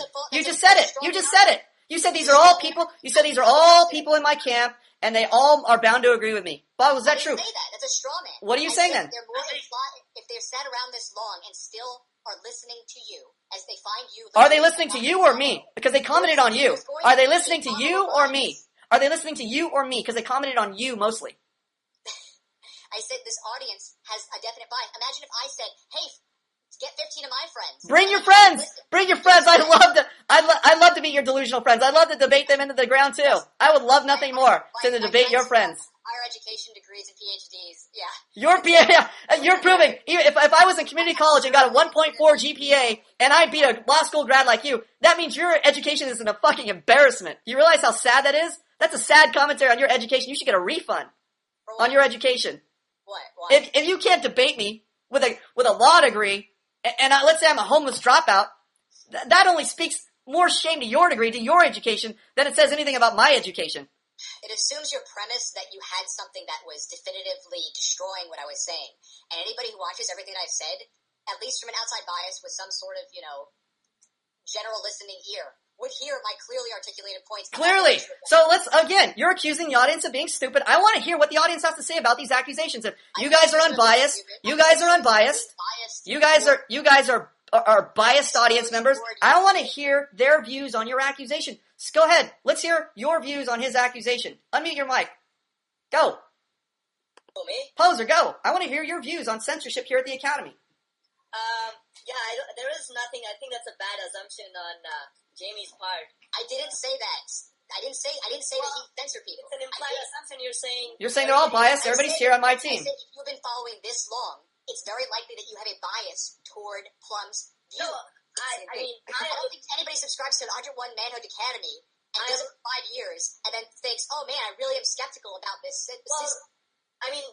Regardless if we take any argument the way it's presented, I'm going to look at how he's logically presenting it and what he said making sense to me. Have you ever disagreed with me in class? Anything I presented in the ebook? Pardon? Have you ever disagreed with me in class or any of the views I presented? Even recently, have you disagreed with anything I presented? Thousands of times. In fact, even this morning I argued with you. There you go. This morning you argued against me. So you're claiming that you don't just follow me hook, line, and sinker with everything I say? Like this guy claims? No, because I like to, say you make a principle, I like to think about, hey, what about this situation? I like to argue with you. And then you will I want to reason with you, and you tell me, well, you were thinking about it this way, or this is like something that was missing, and then I think about it, I'm like, aha, now it makes sense. But I always like to question things that I learned or things that I heard from you. And I definitely disagree. Well, according to you, you don't question anything because you've been here for so long. Zenit, what about you? You've been here a while. How do you take this accusation that you're just here on the bandwagon? You wouldn't be here unless you were already buying into my views, and you would never dispute me on anything. I think that's kind of silly because I've heard your views. Speak up, please. Can you hear me? Yeah, go ahead. Okay, I said I think that's silly because I've heard your views for months before in our classes, and it's like I'm not here because you're here. I'm here because Jamie gets here. I wanted to hear what he had to say, and I wanted to hear what you had to say in return because it leads the way for something to be gained if there's an argument, because something can be resolved. The problem with this argument is that Jamie's viewpoints are so unspecific that there's no real direction in the argument. No one can discern anything. According to him, it's because you're too dumb to discern it. His buddies would be able to get it like that. I did not say that. So that's a you just man. implied it. You implied it. So you just said either they're too biased. Straw man. You're a straw man. Hey, straw man. You're too biased. You're too biased to hear the argument. I said that you're more likely to be biased because you have. And your friends wouldn't be biased. Your friends are intellectual giants. A random selection of people that were just pulled out of the. Random selection. We need a random audience next time. Let's get a random selection of people next time. I'm just saying you haven't. So you think a random selection of people would agree with you? Would agree with your delusional views? You really think that would happen to a random selection of audience members? They would latch onto your views? People that would agree with me, but I think they would understand what I was saying, and they wouldn't think it was muddy. Everything was just coincidentally muddy. It just happened to be coincidentally muddy to everyone here. That implies that everyone here is too dumb to understand what you're saying. Why was it muddy for you? Blue, why was it muddy for you? His claim is that it's too muddy. It's too muddy. Two things. You just said it. You said the audience member, random audience members, we chose at random, would be able to understand your views. Everybody here is too dumb to understand your views. That's what you're implying. No, they're too biased. They're too biased. Blue, why are you too biased to understand his views? Admit the truth. Why are you too biased to understand his I would views? say this. I genuinely believe the people that are here very much subscribe. Right, and they're delusional. I want to find out why they're so delusional and why they subscribe to my views. I want to get to the bottom of this. Blue, why are you such a suck-up? Why are you such a kiss-ass? Why are you so delusional that you subscribe to my views and you can't rationally see this guy's argument? Why? Well, okay, I would subscribe to your views just because of experience. Forget experience. What about the argument? But That's perfectly I have to fine. say, in favor of Jamie, that because all of us have read the ebook, and I would say most of us agree with it in whole or part, there is a bias. I can't be the moderator and say I'm not biased when there clearly is a bias. But again, there's going to be a bias in everything. You know, if there's a 10 doctors and one of those doctors are alternative medicine specialists, there's going to be a bias. Not to say that what we believe isn't authentic or isn't true, but Sure. I would have to agree with Jamie that yes, there is a bias. Okay, so he acknowledges the bias. Okay, what about you? What about you, Mr. Robot? You joined 1 day ago. Let me hear your bias. Your bias shouldn't be that forceful at this point yet. You shouldn't have been that brainwashed by the Academy at this point. Let's hear from you. Yeah, like I said, I landed here yesterday. Yesterday. Yeah. Okay. Brand new here, so I'm unblemished. You're unblemished by Manhood Academy. Okay, good. We want to hear your truthful, semi-biased opinion. You're only 1/10 biased. My honest opinion was, again, that I'm having a hard time seeing where you're coming from, Jamie. I see, especially when it comes to the government, I see your argument when you talked about how you made a couple examples about oppressive governments, or they come and they take you're basically saying taxation is a form of slavery, and Plum is arguing that, well, taxation is an accord between communities. I think. Yeah, but he's saying your bias prevents you from understanding my. Do I think my bias prevents me from understanding? No, I don't think so. He says your bias makes you dumb. You're not able to understand his arguments because you buy into my arguments. You guys, I think I want to go. I don't want to deviate back to the old government topic. I want to get back to the current topic, which was Jamie said that you used a lot of language which he wouldn't consider. We wouldn't consider indicative of masculinity. So because you resort to language labels like faggot, mangina, that it in essence discredits you and doesn't represent manhood. What do you have to say to that point? Well, I would just look at his own record. If he called us stupid, and it's ridiculous for him to be moralizing us about ad hominems when he already referred to us as stupid. So he contradicted himself and undermined his own argument. By his own definition, he wouldn't be any authority to talk about masculinity under his own hypocritical criteria. So it's silly for him to talk about the use of ad hominems as indicative of some type of masculinity. I mean, he hasn't even defined what his view of masculinity is. If he's going to dispute our view, I'd like to hear his view of masculinity. I agree with that. Jamie, do you have a view on masculinity, or I haven't been able to see your YouTube videos, but do you have an opinion or a concept of what masculinity is in our culture? Sure. I mean, it's elements of masculinity. And I did talk about that a bit in my video, and I'm sure I'm going to hear how that could also be extrapolated to women as well. But it was about being confident in who you are as a guy, enough to not take crap from people who want to try to basically bring you down or dictate your life. And that relates to both calling people names and demeaning them, and government taking over your life. I think those both two concepts are very central to masculinity: individualism and autonomy, self-direction. And so that implies that women aren't masculine because they allow all that, or they, now that they do, that they are masculine. I mean, it's not even clear when you say it that way, because it implies Is it wrong? Let me ask Jamie a question. Is it wrong if a man who doesn't pay child support, is it wrong for someone to call that man a deadbeat dad?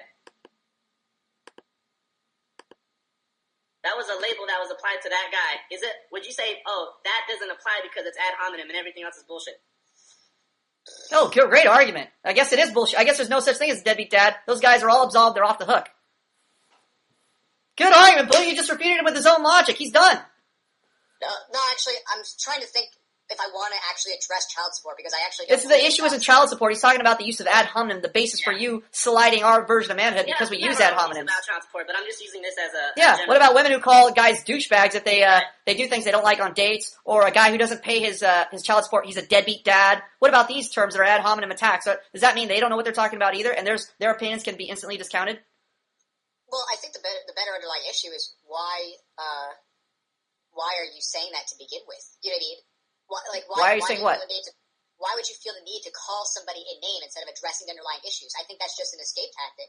They do it all the time then, but he's asking whether their views can be discounted then. Can we discount those feminist views? I'm not sure. What are you asking? Repeat? Can we discount those feminist views? Based on what? Based on them saying the guy's a deadbeat, an ad hominem attack. Not indicative of... What becomes discounted by them using their views. You said a masculine guy doesn't use ad hominem attacks. A masculine guy doesn't use ad hominem attacks, according to you. That doesn't vie with your version of masculinity. So what about women who employ terms like douchebag, creep, deadbeat? What's that? You don't need to call somebody those names. Yeah, we already know that. We're not disputing whether they should or shouldn't. We're saying, does that undermine their argument? Not if there's a separate argument, no. So it's irrelevant to even talk about name calling. It doesn't make any sense because you're trying to group two concepts together. If I say 2 + 2 is 4, and then I say you're a faggot, right? You're the one trying to group them. No, you're the confused one. You're the one who grouped ad hominems with not being indicative of masculinity. So you're the one who made the logical error, not me. I'm commenting on your logical error. I'm talking, yes. See, no, you're conflating. No. I'm repeating what you said. I told you what I said. I made this, I called him a bitch-ass little faggot, and you said, these demeaning terms are not indicative of masculinity. I'm repeating your argument to you, you hypocrites. I'm repeating your argument to you. That's your argument, not mine. You made the argument, not me. I'm repeating your argument back to you. Because I can. There's two statements you said, right? One is calling somebody a name and masculinity. That's one. You linked them, not me. And yes, I did. And then I asked you, based on your linking of the two terms. Seriously, I want you to answer the contention, seriously. 30 seconds so I can finish my statement. Okay. There's two statements, right? The first one I said was, does an ad hominem attack relate to either negative or positively masculinity? Number one. The thing you brought in secondly was, if a feminist says, is this a deadbeat dad, that's an ad hominem attack, does that undermine their argument, right? Meaning they're not feminine? No, you said, does that undermine their position? Just like it would undermine our position talking about masculinity. It's the same parallel argument. If I'm speaking about masculinity, and I'm saying this guy's a bitch asshole, and you're saying that undermines my argument for masculinity, a masculine guy wouldn't do that, I'm making a parallel contention based on your own logic. How are you too dumb to even realize that? Because it's not about a converse. If you say those things, then you're masculine, and if you don't say them, you're feminine. The one who made the fucking argument in the first place. You said, if I say, this guy's a bitch ass hoe, and then you comment on my masculinity as a result of what I just said, you're the one who made the argument, not me. How are you too dumb to see that simple point? It doesn't make it feminine. Well, you said it undermines my masculinity, so what does it do to women who do that? What does it do to them? It also undermines their femininity. Didn't we just... It does it for both ends. Holy Christ. Didn't I just spend 5 hours getting to the simple point, and then you just changed your position and agreed with me now? Why did it take you so long? Why did I have to pull teeth so hard to get to the simple argument, the simple answer here? You could have just given me right in the beginning. Where everything is a dichotomy. Not everything is You created the dichotomy! You created the dichotomy, not me! No, I didn't, so... No? So I just imagine you, when you said it on tape and it's recorded for the audience to hear, that you said calling a person a bitch ass hoe undermines his masculinity because it's not indicative of a masculine guy in my book? So that's not what you said? Are you trying to lie to the audience when we have it on record, on public record here? I never said... you never said that. So we can play this tape back and listen to it, and it would have just suddenly disappeared, magically disappeared. Is that what you're claiming? I agree with you. Yeah. You're agreeing with me. After pulling teeth for 5 hours. Why? Why couldn't you just say yes? It was a simple argument. You made it. I made the parallel based on your argument. And now after 5 hours of hemming and hawing, of trying to give me bullshit excuses, you finally agree with me. How silly are you? It takes you 5 minutes to just say yes. I'm not agreeing with your over premise. I'm agreeing with your statement that I said that before. No, you just... Oh my God. All right, so I'm gonna leave that to I'm gonna leave that. This is why we have public scrutiny, so the public can decide if I'm bullshitting or this guy is delusional. I'm so glad we have public scrutiny here to have other audience members impartial. The great news is All our enemies will be listening to this podcast, and the public at large will be listening to this podcast. People who don't believe our views will be listening to this podcast, and they'll all be able to determine for themselves whether you're delusional and crazy or not, or whether I'm full of shit. I can't wait for the public to decide. I welcome them. I welcome them to arbitrate our debate. I'm so happy they're here to arbitrate our debate. That's what we need, public scrutiny. Jamie, I'm going to give you the last word again. I want to keep going, Blue. I love this debate. I'm burying this guy. Blue, I want to bury this guy until he's up to his neck in dirt. Right. I want to keep digging. I don't know if anybody's going to sit through the whole debate. Blue, I don't care if you have to go, Blue. You go. Let him stay. I'm ready to keep debating. Well, Jamie, we have nothing to say, but... Shut up and get out of here, moderator. I need a new moderator. Get the fuck out of here. I want to keep going. I'll moderate if these guys. Yeah, moderate. Blue has to go. Let Blue get the fuck out. Blue, take a hike. I nominate Poser as moderator. Let's keep going. Alright, let's keep going. Let's do it. So what is your argument about in terms of men and women? You had some problem about the views that Man in Academy Espoused. has, talks about, and you have a problem with that. So what are your contentions with the views that Man in Academy talks about in terms of male-female relationships? Yeah. Well, let me just give a tiny little background just to make sure that I know where there's probably some agreement. I agree it's wrong for women. I'll tell you what. Let me stop you and just make it simple. I'll make it simple. We'll show a little 5-minute snippet from our video. It's very simple, compact, and you can stop, and now you have something concrete to respond to. You'll get our views encapsulated in this little video, okay? So we'll all view the video right now, just a little snippet of it, and you can comment specifically on... I don't want to do that right now, but... just cut to the chase then. If you really want me to cut to the chase, then it's simply this. Being masculine doesn't mean abusing others or forcing your will onto others. It means knowing when to reject abuse from other people and knowing how to have healthy relationships because you're confident enough to not put up with women who abuse you or guys who abuse you. That's a silly definition of masculinity because that could apply equally well to women. Women should be able to get into good relationships. So to say that only men should be able to get into good relationships, how would you make that... how would you make that exclusively a masculine characteristic or a masculine attribute? Doesn't make sense. Traditional stereotypes of masculinity, with chivalry and being... Yeah, we already exposed those. We exposed the machismo definition of masculinity, the cultural definition, the Rambo guy, the guy who has to grow the mustache, the so-called alpha male. We call bullshit on all those modern versions of so-called masculinity.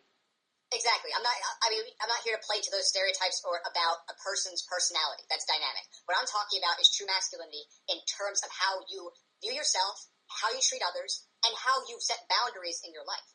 Right. That has nothing. I mean, people, men and women need to set boundaries. So to call that masculinity is ridiculous. Masculinity has to do with a male function exclusively. What men, their responsibility as males are doing, not what females are doing on their responsibility. They have a different gender function than us. So to group them all under this term of both genders can be grouped under this criteria that you use. So it's ridiculous to even call that masculine. Guys have unique things to bestow upon children and unique ways to help women in weaker areas of their lives, and certainly to be a stronghold. But just like the government, but just like the government, those men cannot govern their relationships properly without authority over a woman in a relationship. It will not work. Well, I would agree to the extent that there is a consensuality to that, as marriage ought to be, consenting to that agreement. It's different from government because you didn't get to choose that agreement. You didn't get to choose your government, just like you don't get to choose who you marry. Just like you don't get to choose who you marry, right? They just everything's an arranged marriage in America. I forgot about that point. Is that what you're contending? No, I was distinguishing between marriage and government. Government forces you into the relationship. Marriage. Oh, what about a child and adult? You're forced into a parental relationship. Should the parent go, hey, sorry, son, you were born from my loins. I'm going to give you a vote on what type of food you should eat. Do you want to eat chocolate cake or vegetables? I'm going to let you vote on that. I'm not going to force my will on you. I'm going to let you do whatever you want, just as long as you agree. I need your consent, informed consent first. Do you think that's going to work? Well, here's the thing. Parents can treat their children whatever way they want as long as they're not initiating violence. They are initiating violence. What do you do when a kid doesn't behave? You spank him. You set boundaries. You punish him. That's not mandatory. But yeah, you know what happens to those kids where they don't get punished? They fucking end up the future criminals. That's why single mothers produce future criminals. They produce the vast majority of future criminals behind bars because they refuse to punish their children. I'm not saying punishment should not be present. I said hitting kids. There's a difference between No, there can be punishment by disagreeing. There can be punishment by humiliation. There can be physical punishment by spanking. There's all types of punishment. To say that you can't spank, but you could say no, it's ridiculous because let's put it this way in a real life example. What if a cop was speeding behind you and he just said, hey, you know what? You need to stop speeding. I disagree with your speeding, so you should stop. Do you think that guy would fucking stop if that's all the cop could do? course not. You even agree yourself to the laws that a cop should use force to make this guy stop. So you are hypocritical when you say a government shouldn't enact force when you believe in force. You wouldn't want that cop to go around there without a gun. You wouldn't want that cop to not have authority to stop a citizen disobeying the law. It's a different issue. It's the same issue. It's the exact same issue. No, because one is it's the fundamentals. You have to get to how does a police officer get to exist in the world? I didn't agree to him existing. I'm under his authority. How did that happen? Magic, right? Exactly. There's a difference between that and private property rights, which are always in the mind. Everything is a construct of the mind. Everything's a construct of the mind. Everything just happens in your mind. How do you get away with these ridiculous views? These are such ridiculous and practical views. Your education was wasted on theoretical viewpoints. Nothing applies to the real world with you. Words on paper don't mean anything. They mean everything to you. All you've argued is social construct that you can't apply anything to a real life situation. It's ridiculous. Yes, all the time. This is all real world stuff. This is not real world stuff. I just gave you an example that you agree with the so-called tyranny of violence, where you would rather a police officer be armed with a gun and be able to stop a speeding suspect than not. I don't believe in government police as a valid construct. So you believe that a government could run without the police? I don't want a government at all. You believe in total anarchy. Everybody just does whatever they want, right? We just grab whatever we can first. Anarchy is not chaos. You should look that definition up on Wikipedia. Okay, so it's a government now. So what happens in your version of anarchy when we have no government? Nobody tells me what. You don't tell me what to do. I don't tell you what to do. We just do whatever. Is that your version of government? You can actually read up all about this at the Mises Institute. It's Mises.org. I want to hear from you. I want to hear your so-called educated view. Okay, so your version of government is I do whatever the hell I want, and you do whatever the hell you want, right? And nobody can tell us otherwise. Straw man. Okay, tell me. Deconstruct the straw man. Get rid of the straw man. We wouldn't want a straw man here. Let's hear your version of it. Let's hear your educated view of it. Let's hear your educated view of it. I want to hear it. Thank you. I appreciate it. Okay, sweet. I'm all ears. This is going to be awesome. Great. Okay. Everything with morality comes from an internal construct about what you agree to do or not do. Okay, we've heard your bullshit theory. Tell us how this government is going to run. Tell me how, practically speaking, your government, your ideal government, tell me how that runs. Without the police. Without the police. I really tried. We already heard the theoretical bullshit part of it. I want to hear the practical part of it. Tell me how it practically works. How it practically works yes. is that people agree consensually and mutually. Why do I have to agree with you? Why do I agree with you? What's the reasoning behind that? To not violate each other's property. Right, but what if I don't agree with you? Then what? Then you have the exact same outcome as you do with government. Violence. So this government is going to enforce this by agreement. I agree with you, you agree with me. Kind of like a marriage contract. I agree with you till death do us part. Honey, I'll be with you forever. Right? Agreement. How well do those agreements on paper work? They don't always work well. Sometimes they do. According to you, that's the solution to everything. Agreement. No enforcement, just agreement. Yeah, that's how it all just works. Mutual agreement. Yeah, that's how it all works. No, that's how it all doesn't work in the real world. I don't know if you've been in the real world lately. That's not how it works. That's exactly how it decays. That's exactly how society decays. When there is no enforcement, of the rules, when there is no enforcement of law, when there are no enforcers, this is exactly the type of society you get. What you're saying are all straw men. I'd love to explain more, but you keep butting in, and I can't finish my argument if you keep talking. You haven't even presented a logical argument. You keep presenting your theoretical argument. You keep presenting your theoretical argument. We want to hear your practical argument. We want to hear your practical argument, not your theoretical argument. We've heard your bullshit reasoning behind everybody creates everything in your mind. We want to hear how this is practically going to work. How is it practically going to work? Done? Okay. Yes. I want to hear how it practically works. Great. Everything that works is just like the private sector, okay? You have businesses which act and operate, and historically you've seen this with guilds and trade associations and consumer reviews, where people... With violence. ...voluntarily associate with private organizations. You forgot the violence part. Oh, no, I don't say there isn't types of violence. Violence does not exist, and not stop existing, just like murder or rape or theft. They don't disappear. Well, I'm saying it exists in your version of the government, where you're referring to historical guilds. I'm not claiming that it doesn't. Okay, keep going. I just want to add that stipulation. Right now, too. There's government. Wow, it's not a surprise. Right, I want to add that stipulation so I'm clear that you're not delusional. You just think there's no violence at all. So I want to know where your utopia comes in. I want to know when your utopia comes in. I actually have a video on this if you'd like to watch later. It's called The 5 Common Fallacious Critiques of Voluntarism, and that deals with some of the things you're talking about. But I'll cut to the chase. Everything is about private association. People have mutual interests in dealing with each other openly and honestly because everybody doesn't want to get screwed. People like to be protected. People have a genuine interest in their security. How can we talk about protection? How can we talk about protection without violence? How do we even talk about the concept of protection? I didn't say there isn't violence or that self-defense doesn't exist. I don't think that... So self-defense. If you screw me over, I can defend myself. I could kill you, right? you could potentially kill me if I was going to use, violent, deadly Right, so force. in your society, we all have a 6-gun, and we all police ourselves. If I think you're fucking me over, I just shoot you, right? No, I don't think that it would just be if you're effing me over. I mean, in government right now... Why not? we have a Because Second Amendment. according to you, well, we don't have a Second Amendment. We only have your theoretical version of government, which is disagreements. You agree not to screw me. When they don't have guns? You agree not to screw me. I agree not to screw you. There's no constitution involved in your utopia here.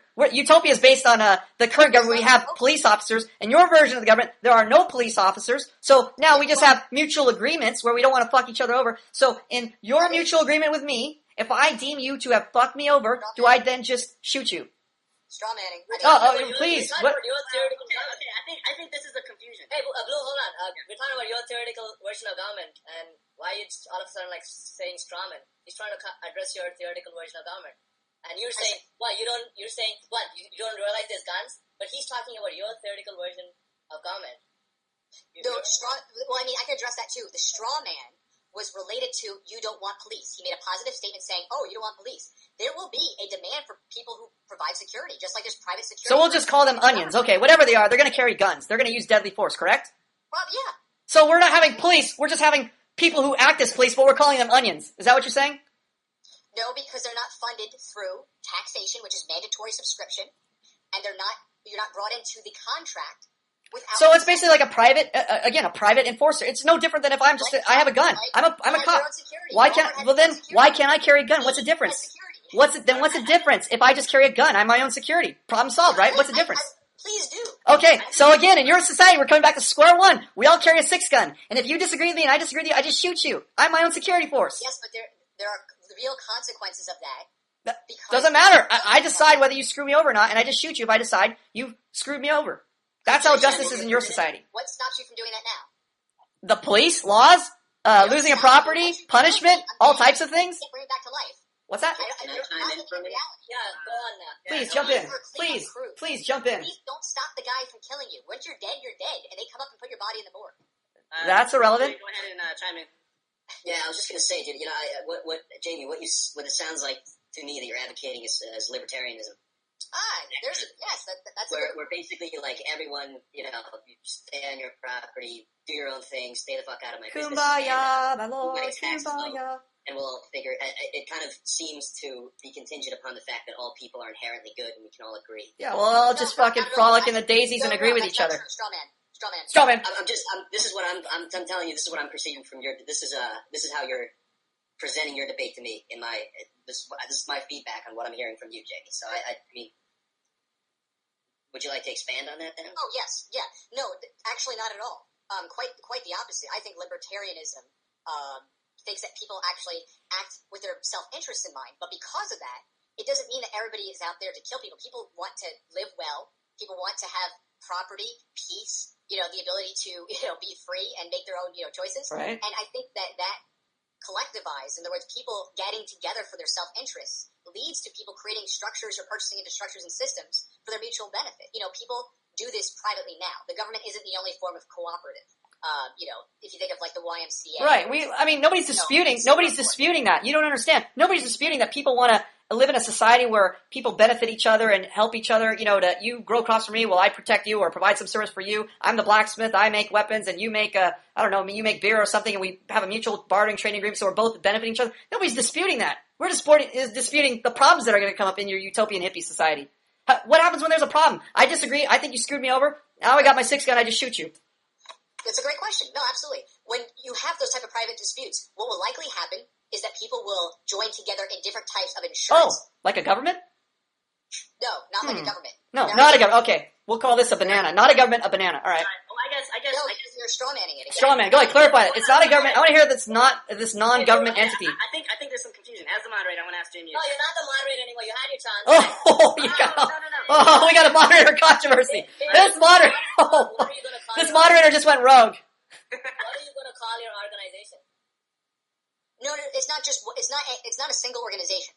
For example, right, in America right now, you have the American Arbitrators Association of America. Let's not talk about American arbitrators. Let's just talk specifically about your society. We have a problem. You and me, you're a farmer. I believe you ripped me off with crops. What's going to happen now to resolve it? How is our dispute going to be resolved? Let's talk in practical terms. How was it engaged in originally? I believe you didn't. Look, you didn't rip me off. I'm crazy old man Crotchet, and I think you ripped me off. So I want justice. How do we resolve? How does it get resolved? Tell me. Well, look, I need to first say that this is really important, and you're going to say, oh, it's theoretical, but you have to understand this is the foundation. Yeah, but I don't care about foundation. We heard all your theory already. Let's talk in practical terms. How is this going to be carried out? I believe you ripped me off. Are you familiar with it? Okay. Jamie, this practical example. Yeah. Let's answer a practical example here. I'm a farmer. I believe you ripped me off. What happens? They could seek out a type of mediation. They could seek a mediation Okay, agency. I come to this mediator. This guy right here, Poser, is a professional mediator. We're seeking him out. Now what? Then, if that mediation agency has some sort of public notice, they could put in a public notice about. Okay, he makes a public notice, and here we are meeting now. Now what? But hold on, I want to moderate. But that again sounds like a government public notice. Okay, forget it. Let's not call it a government yet. He's just describing a mediation process. Okay, so we contact you. We form this meeting right here. This is a public hearing to determine you screwing me out of corn crops. Okay, now what? Sure. And then that notice would be sent to the individual. We already formed the meeting here. All the individuals are here. We're all here. We're at the meeting of the corn. We're at the corn meeting. And then typically, if they're potentially one of the big mediation groups or guilds, something like that, then you would have a decision that would come down based on facts and evidence, much like you would imagine with. Okay, Boggles, decide that he's in the right and I'm in the wrong. I'm just making it up. Go ahead, make your decision right now as a guild moderator. So he wronged you? Yes, I brought a case against him. I'm saying he wronged me and he owes me money. And I want you to decide against me as the professional moderator. I find for you. Okay, let's just say I find for you.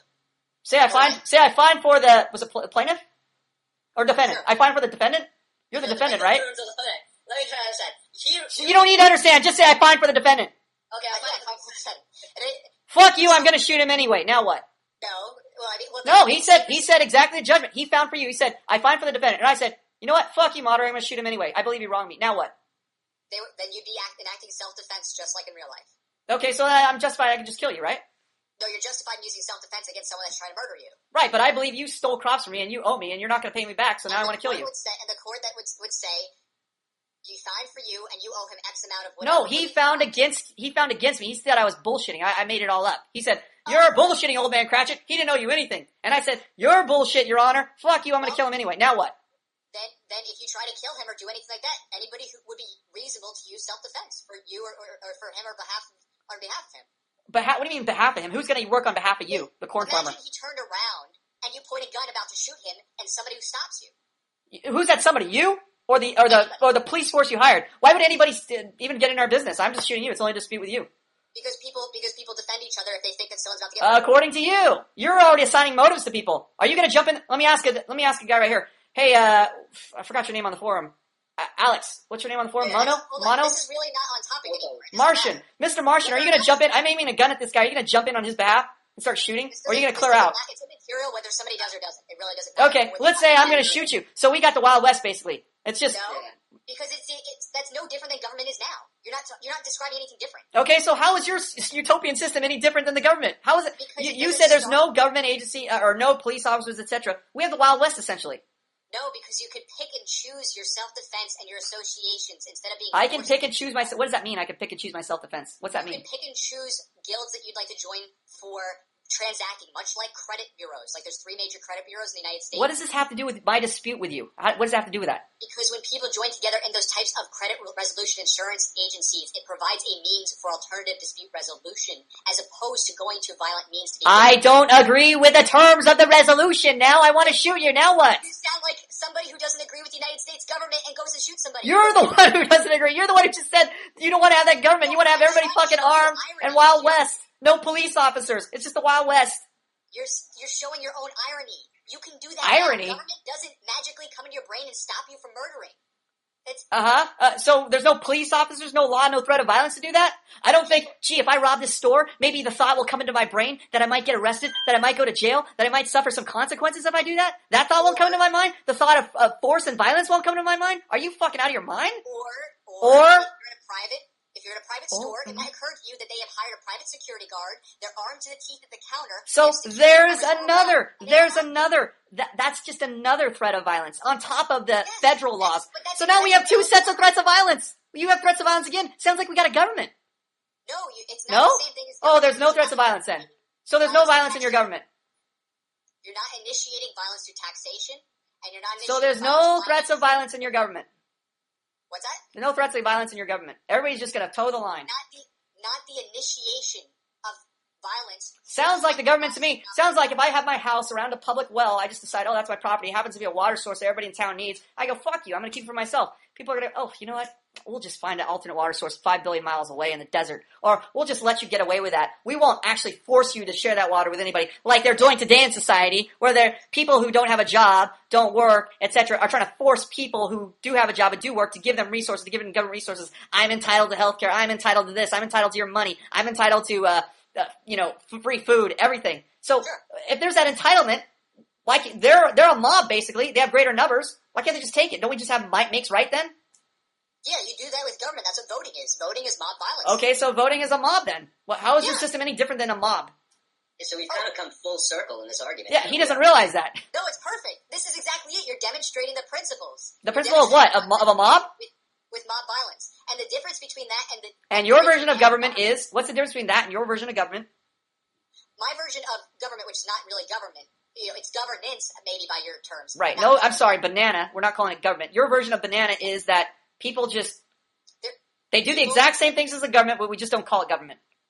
But they don't get put into their system by force. They're not told... Right, so nobody's ever born into a family that is living under your governing structure. They automatically just all come by the stork, or they magically teleport there, and is that how it goes? I'm not saying that there aren't family structures, and and I consider that a separate sphere.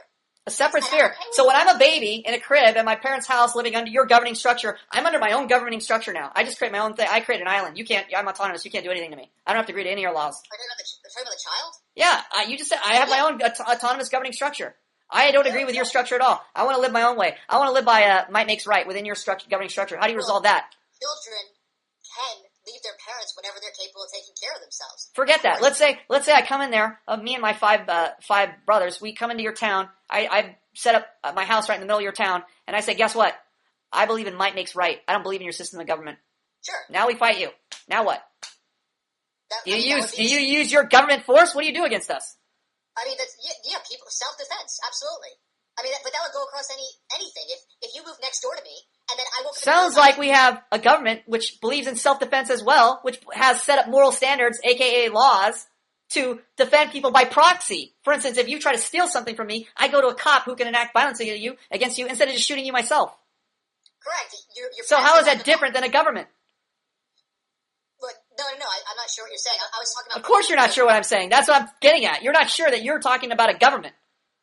No, yeah, I know what I'm talking about as far as... It seems like a government. Is anybody following this guy at all? I need to know if any of the audience members are following, or can anybody clarify the argument for me, please? Anybody?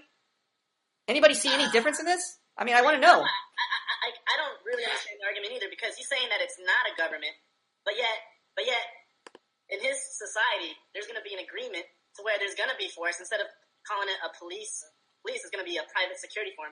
So it's essentially you're getting the same thing. Yeah, good point, Blue. That's what I feel. I perceive it the same way as well. Correct, but the difference is that you get to pick and choose what you want, as opposed to being told that you have to give money to the monopoly that is government. Pick and choose. This guy's got pick and choose. Are you kidding me? How does anyone pick and choose whenever there's a precedent sense for your government? So if someone's born into the system, how is it like... I get to just arbitrarily change the rules. I just pick and choose. And he has no government, remember? So he has a system set up, but then I just pick and choose. I don't want the system. Oh, end of story. It's not there. May I say something that'll pique your curiosity? Pique it. Okay. We have separate governances as it is. It's called local, state, federal, territorial, Indian, right? And international. Right.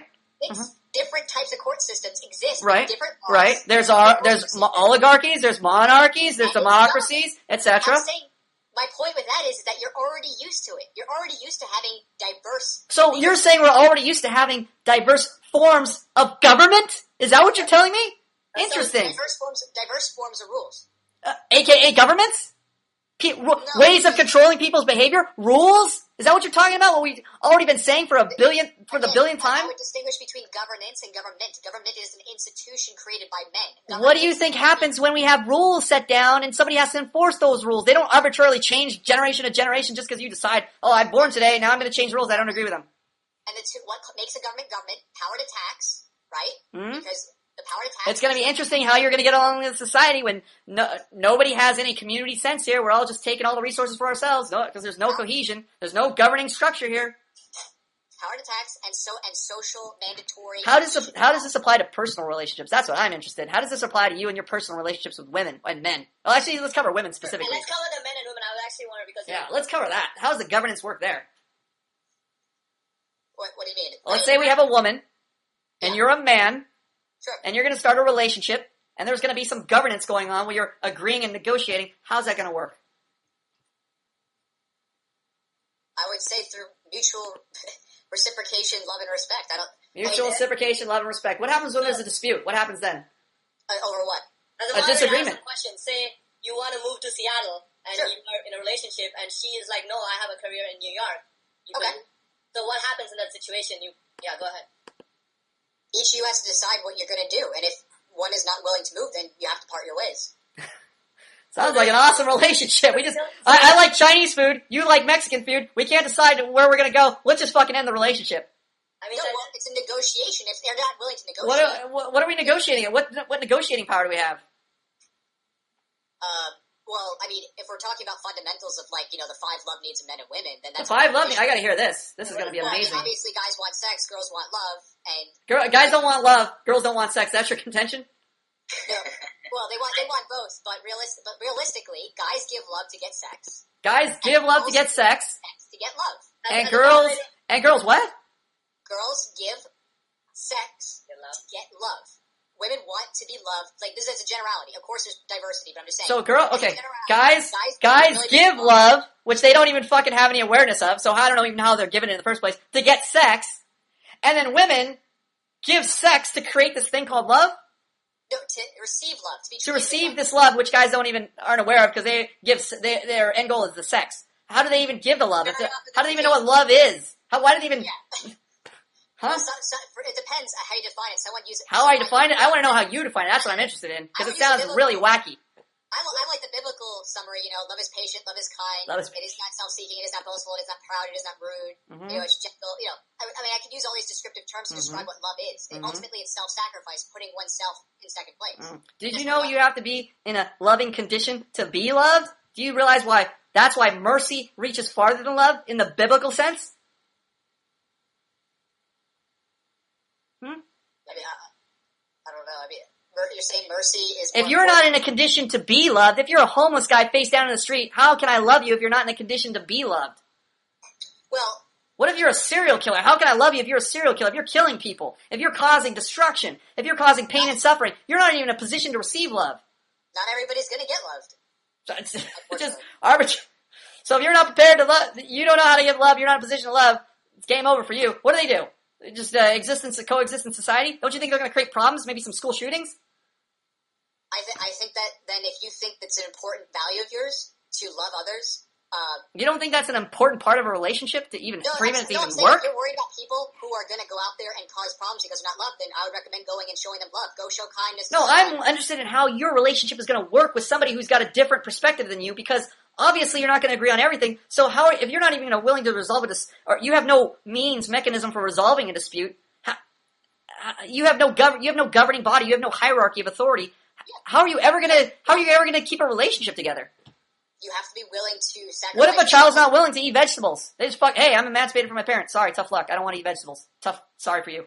When it comes to that man and woman relationship, it ultimately means that you have to show them that you're putting them first and you second. I mean, that's you know what? You know who puts a lot of people first? These guys. Here's a guy who puts somebody first. I'm a self-professed nice guy who's very respectful. I share your views, Jamie. I literally do not have it in me to not be a nice person. Oh, sorry, I always end up in the friend zone. I'm a lot of things that girls say. Well, I'm a nice guy, except I always end up in the friend zone. Oh, I'm a nice guy, I end up in the friend zone. Oh, I'm a nice guy, I end up in the friend zone. Oh, I'm a nice guy, I end up in the friend zone. I respect women, I end up in the friend zone. Oh, here's miles of pages of women making fun of me, making fun of my dating profile because I'm so nice and respectful. I want to do it Jamie's way, and yet I get rejected and end up in the friend zone. Gee, I wonder why that is. No governing structure. Seems to work great, doesn't it? Well, actually, no. And here's something where we're going to find a lot of common ground. Okay? Oh, cool. Yeah. I agree with you that there's been a cultural decay destroying women through, of course, things such as neo-feminism, breaking down the family, changing how women, not just women, men too. Men too.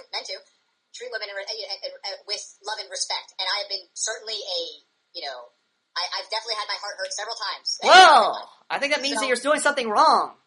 No. Well, have that. If you did it my way, you wouldn't be in your situation getting your heart broken X amount of times. Well, I wish it was that simple, but it is that simple. That's why we have this academy. It is that simple. I disagree with your tactics. I know you disagree, but the proof is in the pudding. You have your heart broken multiple times. Your tactics have. I mean, the proof speaks for itself. Your tactics have the ability to work. How you treat it, the dominance, and a slightly abusive, what I consider abusive, right, works because the women are broken. Oh, they're not broken. Because it's healthy. So, right. So because they're broken versus your way where you get your heart broken, but they're all healthy women? Is that what your contention is? No, I'm not here to say that anything is easy anymore. I mean, okay. So you basically rationalize your relationship failures by saying it's just not easy. Not that the women are at fault. In every case, you're at fault. Or it's just not easy. Oh, no, it's definitely not my fault. It's definitely not your fault? No, you can't help the fact that some girls are... How come I can magically help that? How come I can magically help that in all my relationships? I've been magically be able to, for different women from different walks of life, TV producer, model, waitress, makeup girl, all these different girls from different walks of life magically have been able to make it work. I don't wonder how that happened. Just by accident? How come I was able to repeat everything step by step and same result, whereas your result is heartbroken. What do you think? I'm magically better looking than you? You're a sexy looking guy. You should have no problem. Oh, I don't have a problem with. Oh, you don't have a problem? You just magically end up heartbroken? No, there's a lot of things that go on beyond that, and it's beyond that. A lot of things that we both recognize. I bet you I could take all your girlfriends and make them fall in love with me and have no problems. Good luck, please. You know what? I would love to. Give me their numbers. I would love to prove you wrong. I would love nothing more than to prove you wrong. I mean, by all means. We're in the business. We're in the business of proving nice guys wrong. No, but here's the thing. I know how it works, but I know. Oh, you know how it works. That's why you keep getting heartbroken. That's how you know. No. I know how it works because I'm very adept at reading people. I like. Oh, you're so adept at reading people. You knew they were going to break your heart, so that's why you got in a relationship, so you could get your heart broken. That's how adept you are at reading people. I only wish I had those mind reading skills. I would know which lottery tickets to waste my money on, so I wouldn't win. Congratulations to me. Yeah. Well, in any case, it's unfortunate that it's come to this point for a lot of women, and they become so. No, it's unfortunate. You've come to this point. You don't even realize it. You're so delusional. You're making excuses for your own emasculated behavior, which doesn't even result in a relationship where a woman doesn't break your heart. We've been actively teaching. You know how I could say this definitively? Not only from personal experience, but every guy here who's at this academy is learning that when they do things a certain way, when they exercise authority over a woman in a relationship, suddenly they don't get the heartbreak. Suddenly they get friends, even guy friends. They want to hang out with them more. They're more enthusiastic to be around them. They're more attractive people because they know how to exercise authority in their relationships with both men and women, which you don't know how to do, which is why you keep ending up in heartbreak. It's a tragic situation. You know how many guys just like you have talked to you that have bullshitted me and give me X, Y, Z. Oh, it's the weather. She wasn't ready yet. It was the timing. Her mom got intervened. It was her best friend said this. It was none of that bullshit. They couldn't ultimately exercise authority in a relationship. You don't realize that if women are attracted, they will fucking make up a myriad of excuses to get into relationships with you, even if you're bad relationship material, just because you're exercising authority in a relationship. I'm actually not going to disagree with you that. I wouldn't disagree with me either because I'm the proof in the pudding.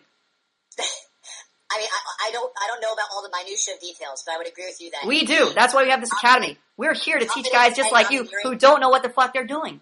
It does attract women because they like that security. Yes, they like security. You can't provide security for them. I have plenty of the security part. That's not the issue. Well, then what is the issue?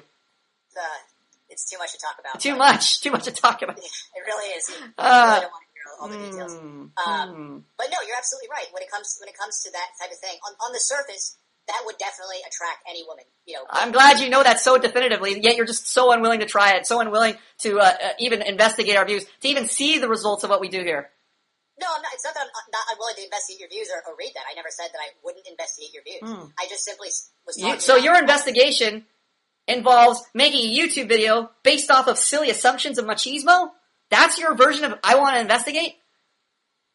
No, everything I talked about was dealing with government in particular and with... No, you address things in our video. What are you talking about? I mean, I address masculinity as well. Like exactly my point. Your version of masculinity is exactly the version of these guys who fucking end up in the friend zone, who are the nice guys who get praised by women in public and they get made fun of behind their back and end up on fucking Tumblrs like this. I mean, it's sad that these guys are actually getting pats on the back, so they're encouraged to keep being pussies, and yet women then go back to their friends and make fun of them and post their pictures and dating profiles all over fucking public Tumblrs, making fun of them, trying to humiliate them. And these guys have no fucking clue. That's you. No fucking clue.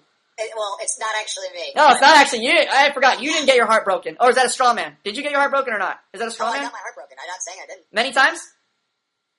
Just twice. Oh, just twice. That's it? Just twice? Yeah. Because you said a few times. Few is a little more than twice to me. Two. Okay. 2 or more. 2 or more? Few. A few? So more than 2. 2 or more. Or more? So now it's more. It's about at least 3. Oh, we're getting close to truth. Is it 3 or 4? Is it 3 or 4? Think hard. Go back in your memory. I've only had 2 long-term relationships. And the other one didn't get the heart broken, even though you didn't consider it long-term? Heartbroken? No? Yes? No? Pining over her a little bit? No? Yeah? Don't fucking bullshit me. We got at least 3. Really We got at least 3. Come on. Look, I understand what you're doing. Yeah, I understand what I'm doing too. It's called getting to the truth. Where we diverge is past the point of the show. In other words, past looking good, being confident, being that like cool kind of cocky guy, sexy but a little bit aloof. Like that's what we teach her, being sexy but aloof, wearing goggles on our heads and top hats, and just growing a mustache but not too long, getting your pump on in the gym but not too buff, just a little bit of buffness, wearing tight clothes but not totally tight so you're a homosexual, wearing tailored clothes but not too expensive to be a bourgeoisie. Is that what you're talking about? Some kind of like a faux version of masculine? Is that like a guy at a club who can kind of dance but doesn't spend 5 hours a day there, just on the weekends? Is that your version you're talking about, masculinity? You very much underestimate me. Oh, I do. I would love to overestimate you. I'm waiting for the proof to overestimate you.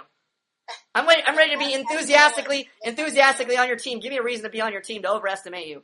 Because I hate to underestimate you. I wouldn't want to do that. Give me the proof. Give me the proof. What's the proof? I want to know about your relationship. What you learned about relationships. How to do it. The problems you made. You seem to know the mistakes you made in your relationship. Because you keep correcting me, so I want to hear your version of how to do it correctly. I want to overrate you now. Go ahead.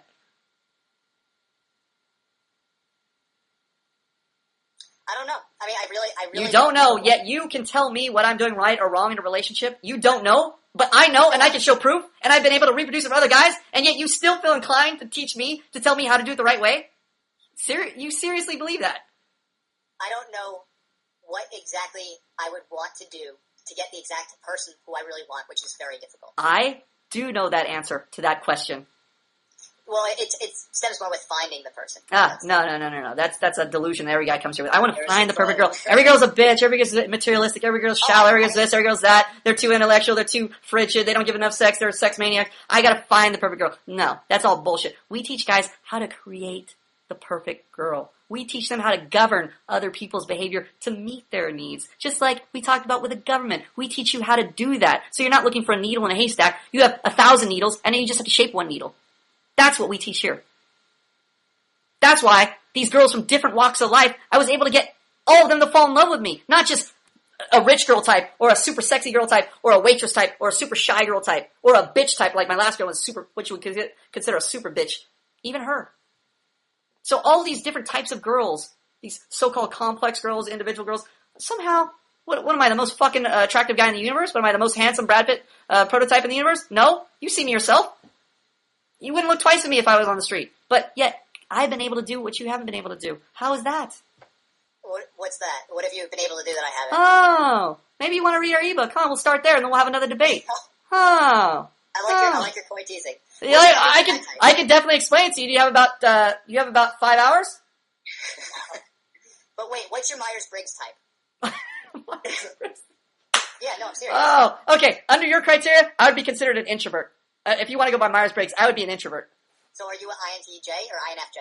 INFJ? Either one. I would be the guy who would be you would consider me the shy book nerd if you were going to put it that way. INFJ, probably.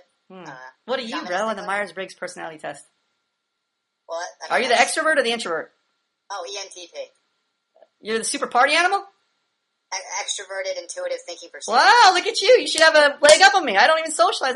How do I know so much more about you? I mean, about forming relationships with women when I'm such an introverted guy in the Myers-Briggs test. Shocking. Maybe that test is complete bullshit. You have no idea how much facts you're talking, and you have no idea who I am. I know. I can't wait to be dazzled. I'm still waiting to be dazzled by your intelligence. You notice I'm so in the dark. I'm so into the dark and clueless to your capabilities. And yet I bring you here to embarrass me, and I'm still waiting to be embarrassed by your breadth of knowledge and education. I'm still waiting for that. I'm not looking to embarrass you. I wish you would embarrass me. You need to put me in my place, because obviously I have a big head. I make all these bold claims that I know what I'm doing, and yet an educated person like you should easily be able to put me in my place. I'm waiting for that. I'm waiting to hear the evidence. I'm waiting to hear the proof. I know plenty about government and natural law. Plenty about government. I think we've proven that you know dick about government, and as a result of knowing dick about government, you don't know dick about women. You are shaming yourself. As a moderator, you say you know a lot about masculinity, but when I hear about your relationships, you talk about how you get heartbroken. If you really knew that much about masculinity, like from what you're talking, you seem like you don't know how to make relationships work well for you. But then you say you know a lot about masculinity. Those things don't gel properly. Well, that assumes that simply being masculine means that you're going to make a girl fall in love with you forever. That's not true. His version of masculinity, you just keep getting your heart broken.